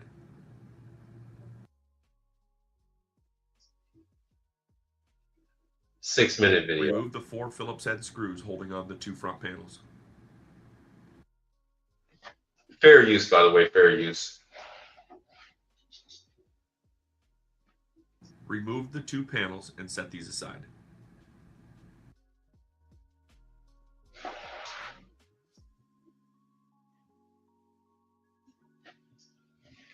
Next, remove the 4 screws that hold the control panel in place.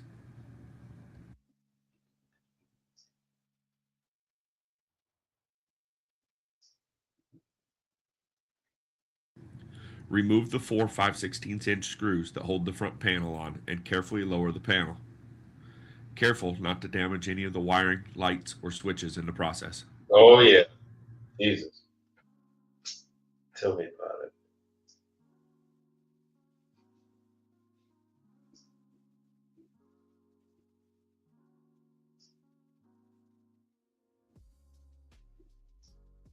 Yeah, you're always replacing those switches.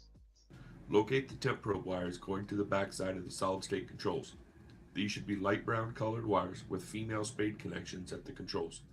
2 wires per control. Start left to right or right to left, and only unplug wires to one controller at a time so that you do not mix up the temp probe wires with the wrong controllers. Remove the temp probe wires from one of the controls and attach your calibration tool wires to the same terminals you removed the temp probe wires from. It does not matter what wires go to what terminal. Flip the control panel back into the upright position.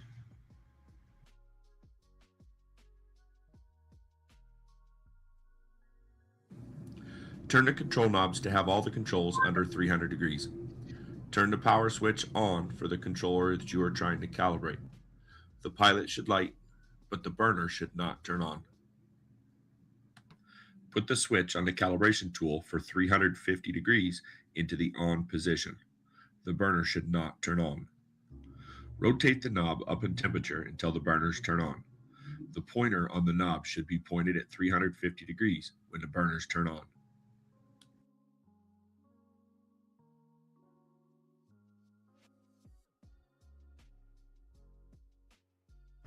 If the burner turns on properly at 350 degrees, turn the switch on the calibration tool off and turn on the 400 degree Fahrenheit switch. Rotate the knob to verify the burner turns on when the pointer on the knob reaches 400 degrees. If so, turn the switch off and repeat the process for the 450 degree switch. If the burner turns on correctly with each of the 3 temperatures, your controller is calibrated and you can move on to the next controller. Repeat the testing steps with each of the remaining controllers.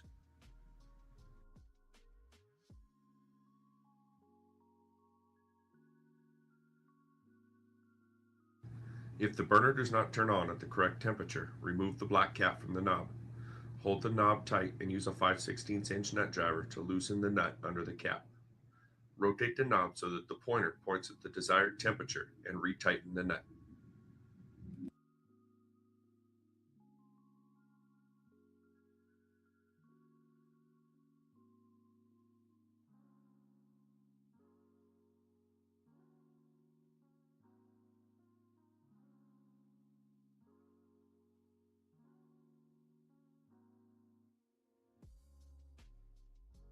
Once you get the knob set correctly, replace the cap, making sure the white lines are aligned with each other. This calibration tool can only be used on gas or electric units with solid state controls. This is not to be used to calibrate any piece of equipment with a cap and bulb style thermostat. For electric units, monitor the closing or energizing of the heat demand contactor, or use an amp meter to view the amp draw instead of the burners turning on and off as with the gas units. All right, I'm going to go back to the beginning of the part number. 4 Phillips head screws holding on the 2 front panels. Temperature of the griddle plate. 73 and 1600 prior to each use to be sure it's a calibration box with an approximate 2 foot of wire. When you order part. Cool. All right, so there's the tool. It is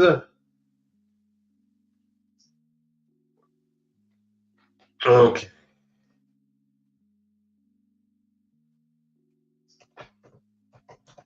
Magic Kitchen. Part number B8800201. Oh, God damn it.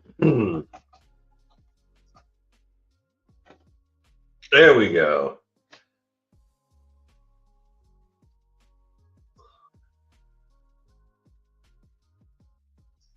All right, it's a little delayed. There it is. It's a little delayed. Thermostat and high limits, blah, blah, blah. Solid state thermostat. All right, let me just do this because it's saying that's a thermostat. Canada. Accept the cookies.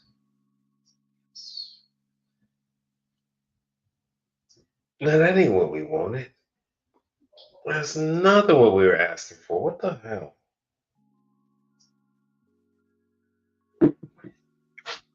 I myself, I do not have that tool. There it is right there. No longer available, obsolete. Shoot. Who the hell has it? Who in the hell has it?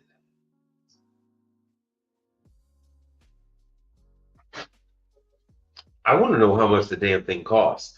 Because it's, you know, the reason why they have that tool is so that you're not going out and replacing thermostats prematurely.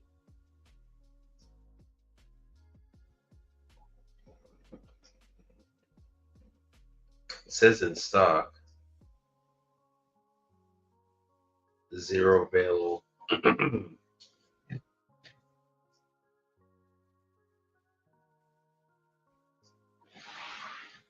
Okay, so the probe, you have to replace these probes quite often. Well, I wouldn't say that much, but yeah. Transformers, not so much. Hoses, quite a bit, especially if it's at Five Guys. Jesus. Ignition module, I don't have to change on Magic Kitchens. I don't have to change them that often. For $489, I would hope not. Solenoid valves, yes. Solenoid valves, you see how they have 108 of them versus 55 of the modules. So this backs up what I was saying. They only have 55 of the modules. And the modules I used to change over were the white ones. I would change over the white ones to this blue. And see, they have more than twice as many for the solenoid valves. Burners, I didn't have to change as often, but obviously they're changing them. 523. 523. Which means that, yes, there are many, many older griddles out there. Five Guys does not believe in replacing those griddles. They believe in repair. They believe in repairing them damn griddles. These rocker switches, they go out all the time. They're dealing with a lot of grease, the heat, they're bumping into them, they crack them all the time. Here's the thermostats, only 83. Because a lot of them now are the digital ones. For those of you that are working on residential ovens, it's pretty much like those LG electronic thermostats that they put on Blue Star ranges, that kind of thing. Standing pilot, I don't change those as much. They have 375 of them, but I don't change those as much. Knobs, yes. There's another ignition module box, and once again, only 55 of them. Only 55. And just so you know, in a lot of these places, they will have 2 Magic Kitchens, one large one, and then a shorter one. Or is it 3? Does Five Guys have 3 Magic Kitchens, or is it 2? Somebody chime in. Help me out. My memory's a little fuzzy. Once again, this solenoid with the coil, only 31 of those. Pilots, 141. Reason for that is because, yeah, you'll get soot and everything else. Those things will burn out. Oh, the gas valve. Yeah, they get damaged, cracked, the stem breaks. Now, here we go. Here is the solid state temperature controller. This is the one with the, you can see the green with the board right there. This is the one that you're supposed to be able to adjust. And yeah, they don't want you just replacing them when they're $548. $548, adjust, adjust. And then when it won't stay, and they got to call you back, and you got to come back again and again, and then yeah, go ahead and replace it. They've got under 100. Once again, like I said, the rest of these knobs crack like crazy. Orifice. I don't know who the hell needs orifice. Upgrade kit. I don't know. I've never put one of those on. Knobs break, switches break.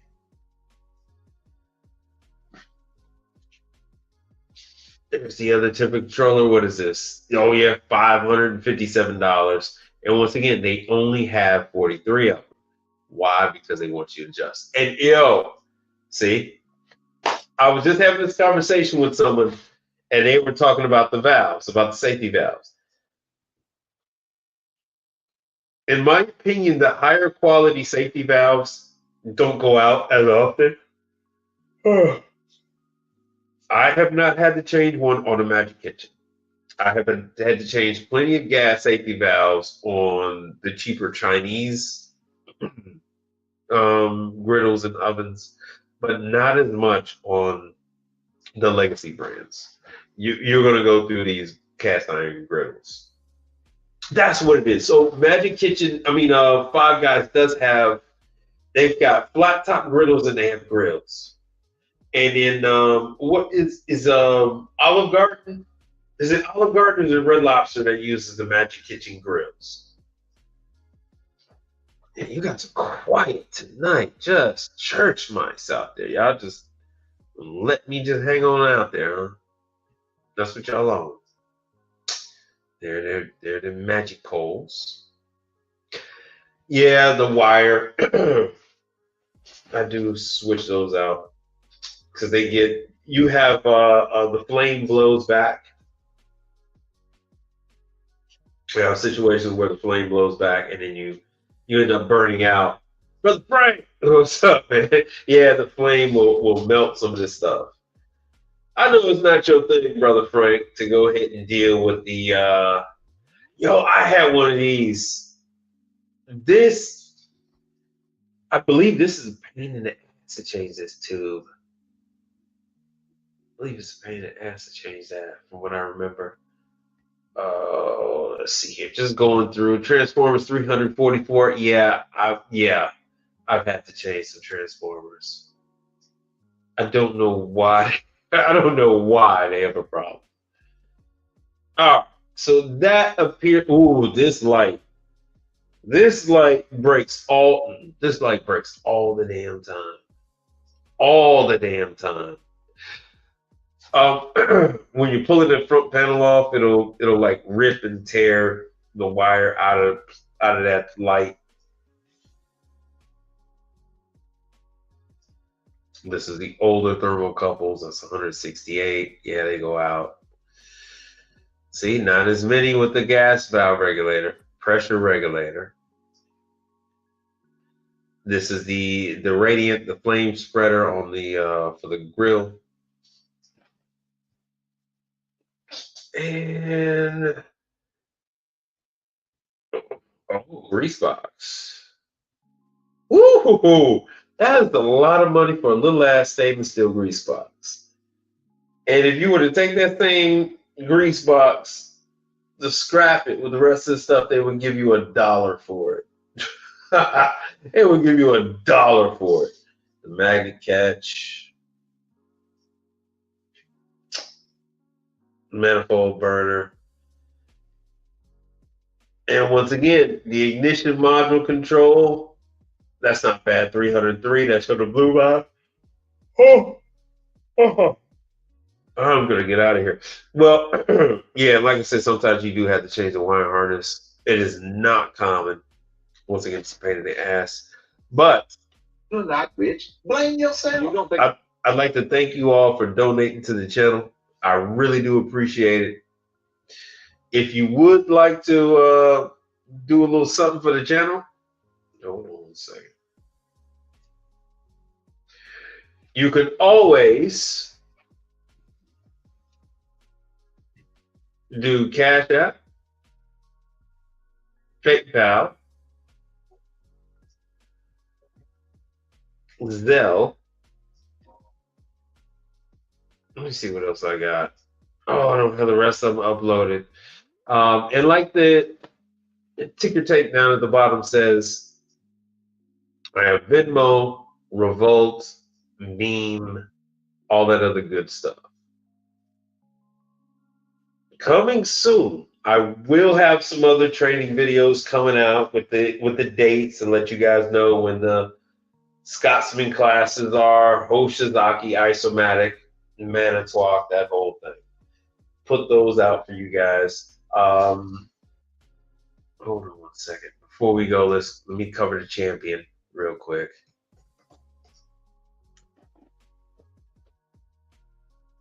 Yeah, thanks, Brother Frank. give Brother Mike some lunch. Yeah, let me see here. Where is the training?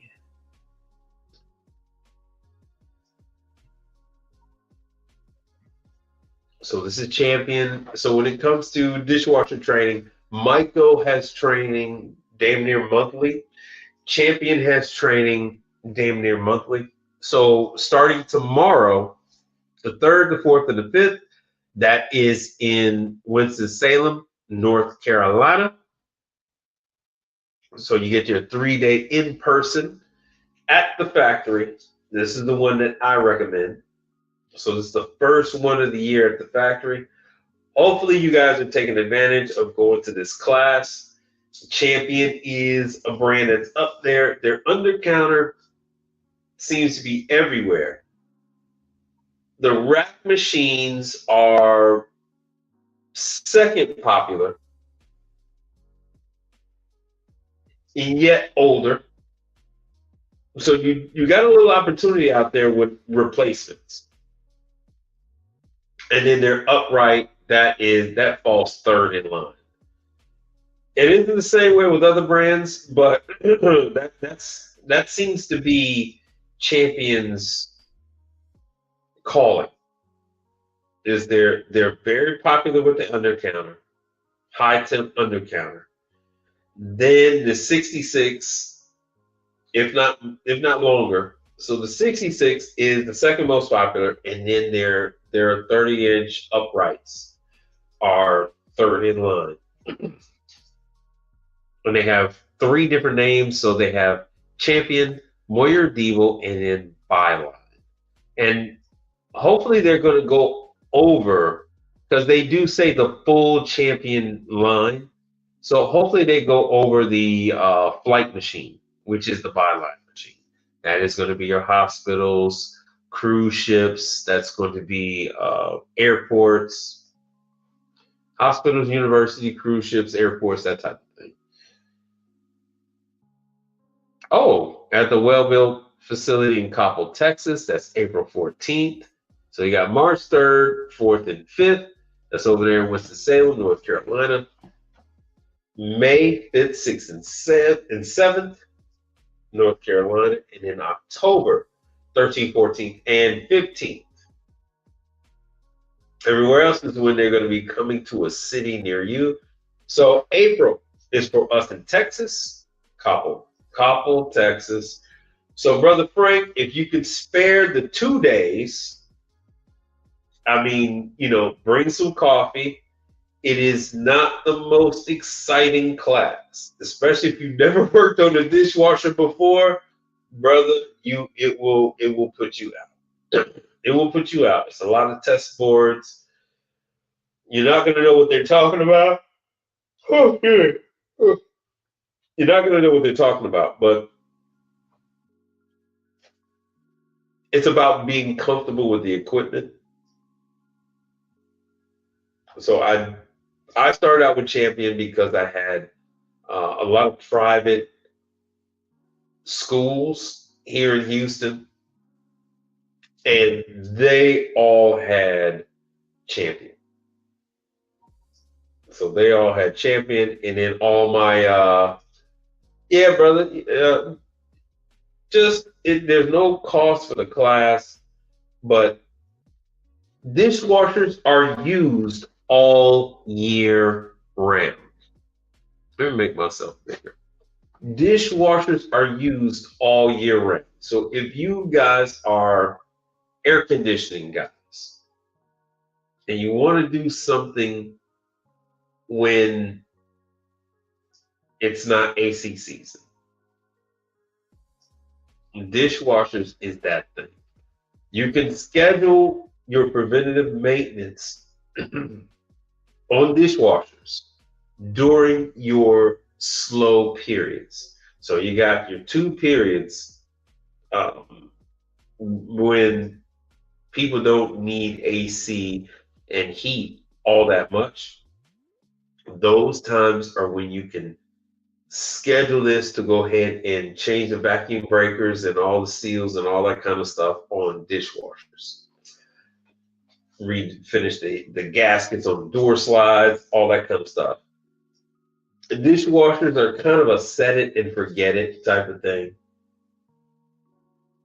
Even if you went and just annually change heating elements, so if you change heating elements during one slow period and then seals and all that other good stuff, then during the second slow period, that's when you can then change contactors and then the seals again, because you need to change these vacuum breakers and stuff like that. They get covered with scale and whatnot. So I truly believe that dishwashers are like a really good fit for you AC guys. And then also when you're there, doing doing what you do with AC work, you can also go ahead and check on the dishwasher, because then you can go ahead and do a descaling on the dishwasher when you send a guy out to change filters. So it really is a product that goes hand in hand with you AC guys.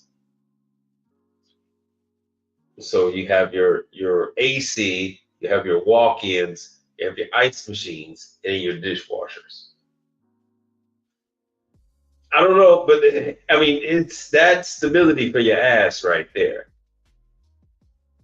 They need the walk-in, they need the dishes, they need the ice, and they need the climate control. And like I said, hey, the dishwasher really doesn't. If you do these scheduled maintenance calls on the dishwasher will not go down. I promise you, the dishwasher is not going to go down like that. Go out there, take care of that sucker twice a year, be done with it. And with that, I'd like to thank you all. Those who have donated, those who haven't. And let me flash this up on the screen. This is Brother Max Tax. Check him out. He is a supporter of the channel. What do you say, Brother Frank? You said Racetrack. Oh, yeah. Racetrack. Remember I was talking about Racetrack bought Potbellies. Racetrack wants to talk to you about working on their coffee machine. Yeah.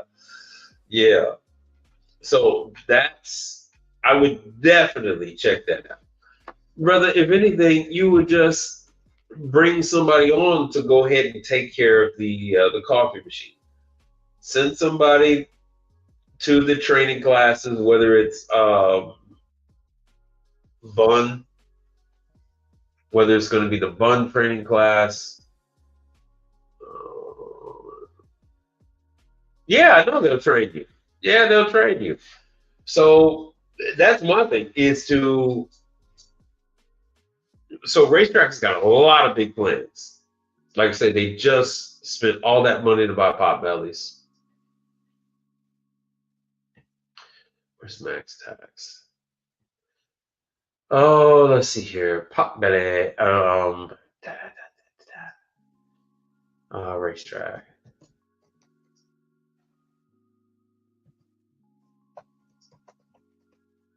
Yep. Once again, Racetrack in October 23rd, 2025. All cash deal, $500 million. They bought Potbellies. So Potbellies is a Chicago chain. Racetrack is an Atlanta chain. So everybody wants something like the new Subway. So Subway ain't it. Potbellies is nice. It's a more flavor profile, a lot better drink choices. So Racetrack and Potbelly, then with the whole, all the rest of the drinks and stuff that Racetrack is offering. So Racetrack aims to leverage Potbelly's expertise to strengthen its own convenience store offerings. Hold on 1 second.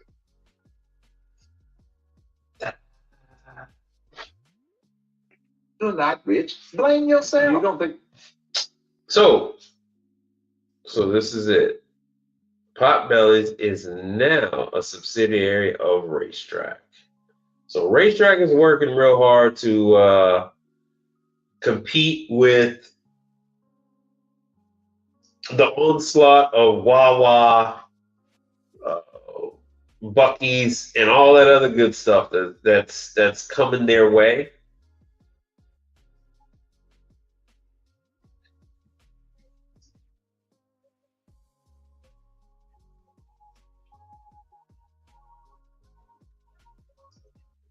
Let's see what we got here.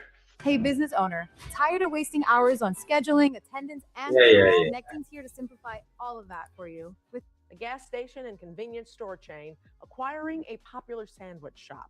Racetrack, based in Atlanta, Georgia, is buying Potbelly for $566 million. The deal is expected to close in the fourth quarter. Potbelly says the agreement will help it reach its goal of 2,000 locations. It has 445 restaurants across the U.S. Right now, Racetrack operates more than 800 sites in 14 states. Potbelly founded in Chicago in 1977. Yep. But anyway, let's see here. Let's see what Racetrack.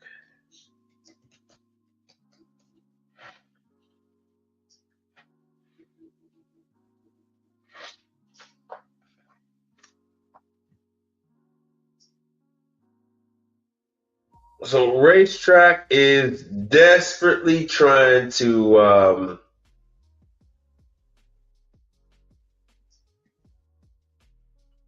elevate themselves. Potbelly really took Potbelly took everybody by surprise. Hey, Brother Frank, I would be interested in that Racetrack information, to be honest with you.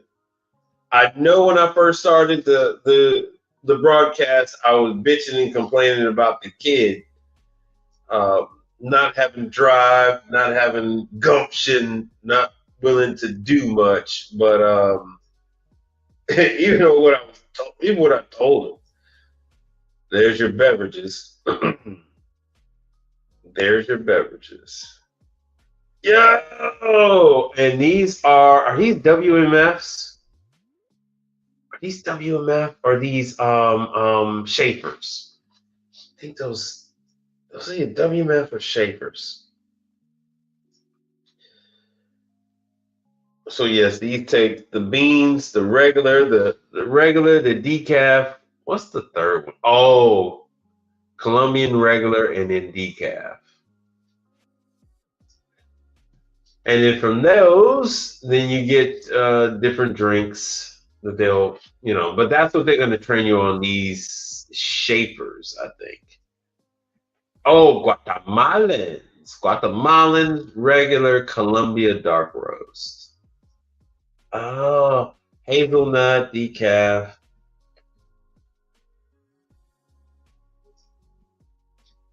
Oh, I can see why. Oh, they're making a push into the Dallas area. I gotcha now. Yeah, there's always opportunity. But yeah, brother, I would love that for myself, actually. I would love that information for myself. Oh, so they're trying to march on down into Buc-ee territory. See, they want to stay the hell out of Houston because of Buc-ee's. And Buc-ee's has like standalone coffee shops and stuff like that. There's Louisiana. Baton Rouge. Yeah, there's Baton Rouge.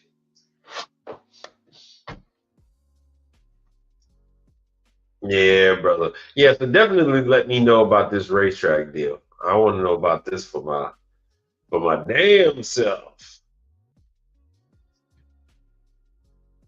Woo, they all over Florida. Look at that. Look at how much infestation. Look at that. Oh wow.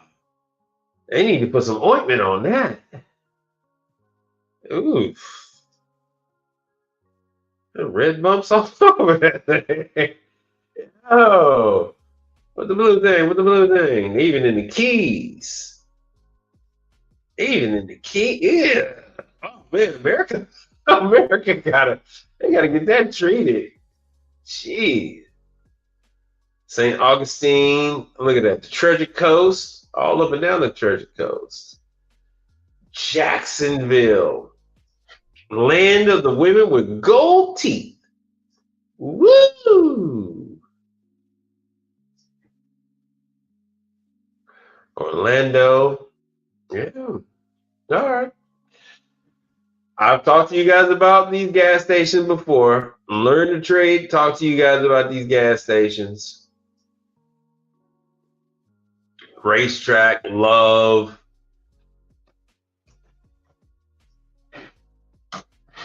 Talk to you guys about this stuff till I'm blue in the face, man.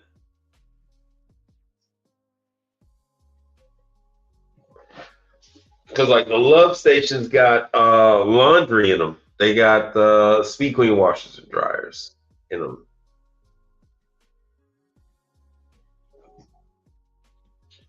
Coffee, the drinks, the whole nine. They have food offerings in them too. Truck care, love rewards, store offerings. There it is.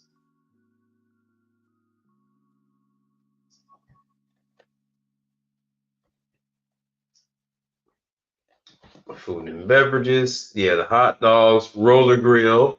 There's the roller grill that Kevin Tate talks about all the time. Hot meals. So these are racetrack loves. These are ones that you definitely want to get into.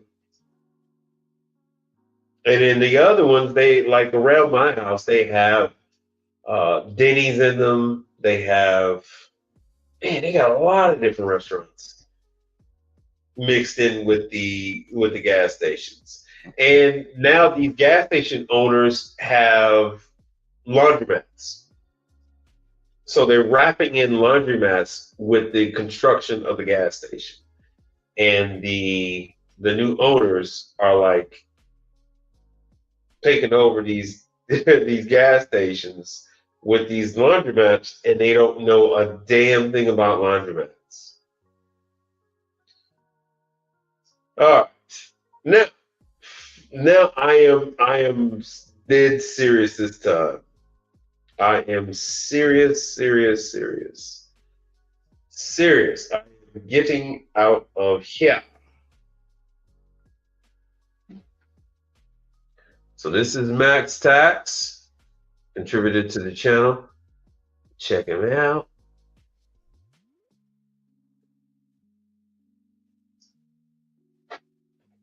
And with that, I'm out of here. Yeah, Brother Frank, there's so much money out there. I'm proud of you, you know that. I hope you do. All right.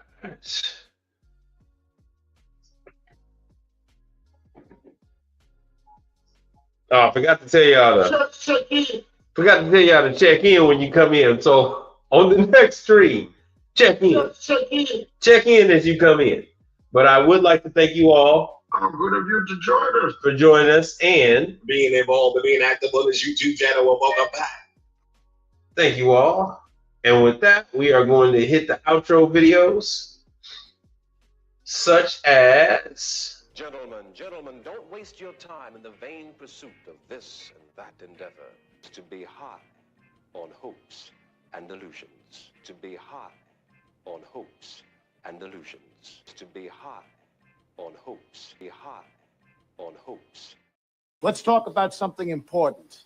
Are they all here? All but one. Well, I'm going anyway. Let's talk about something. And I'm here on a mission of mercy. I got your attention now? Good.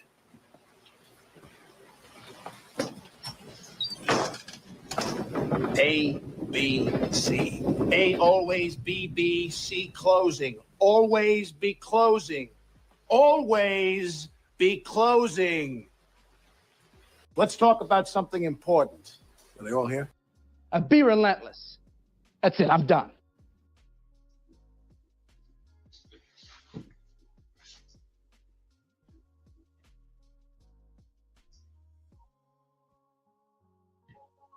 Yeah, I'm gonna have to work on that. It's time for me to go with all new ones too.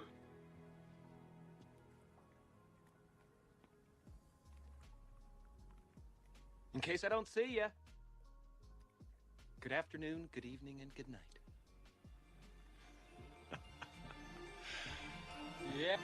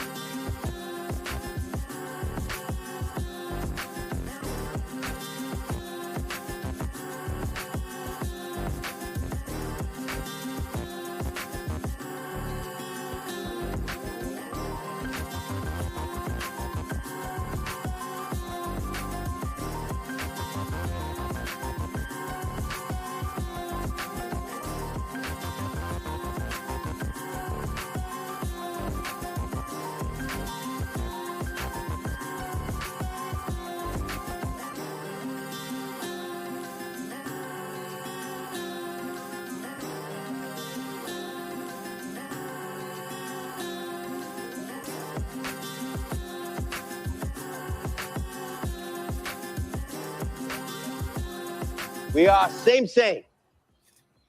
same, but different, but still same. Ha ha.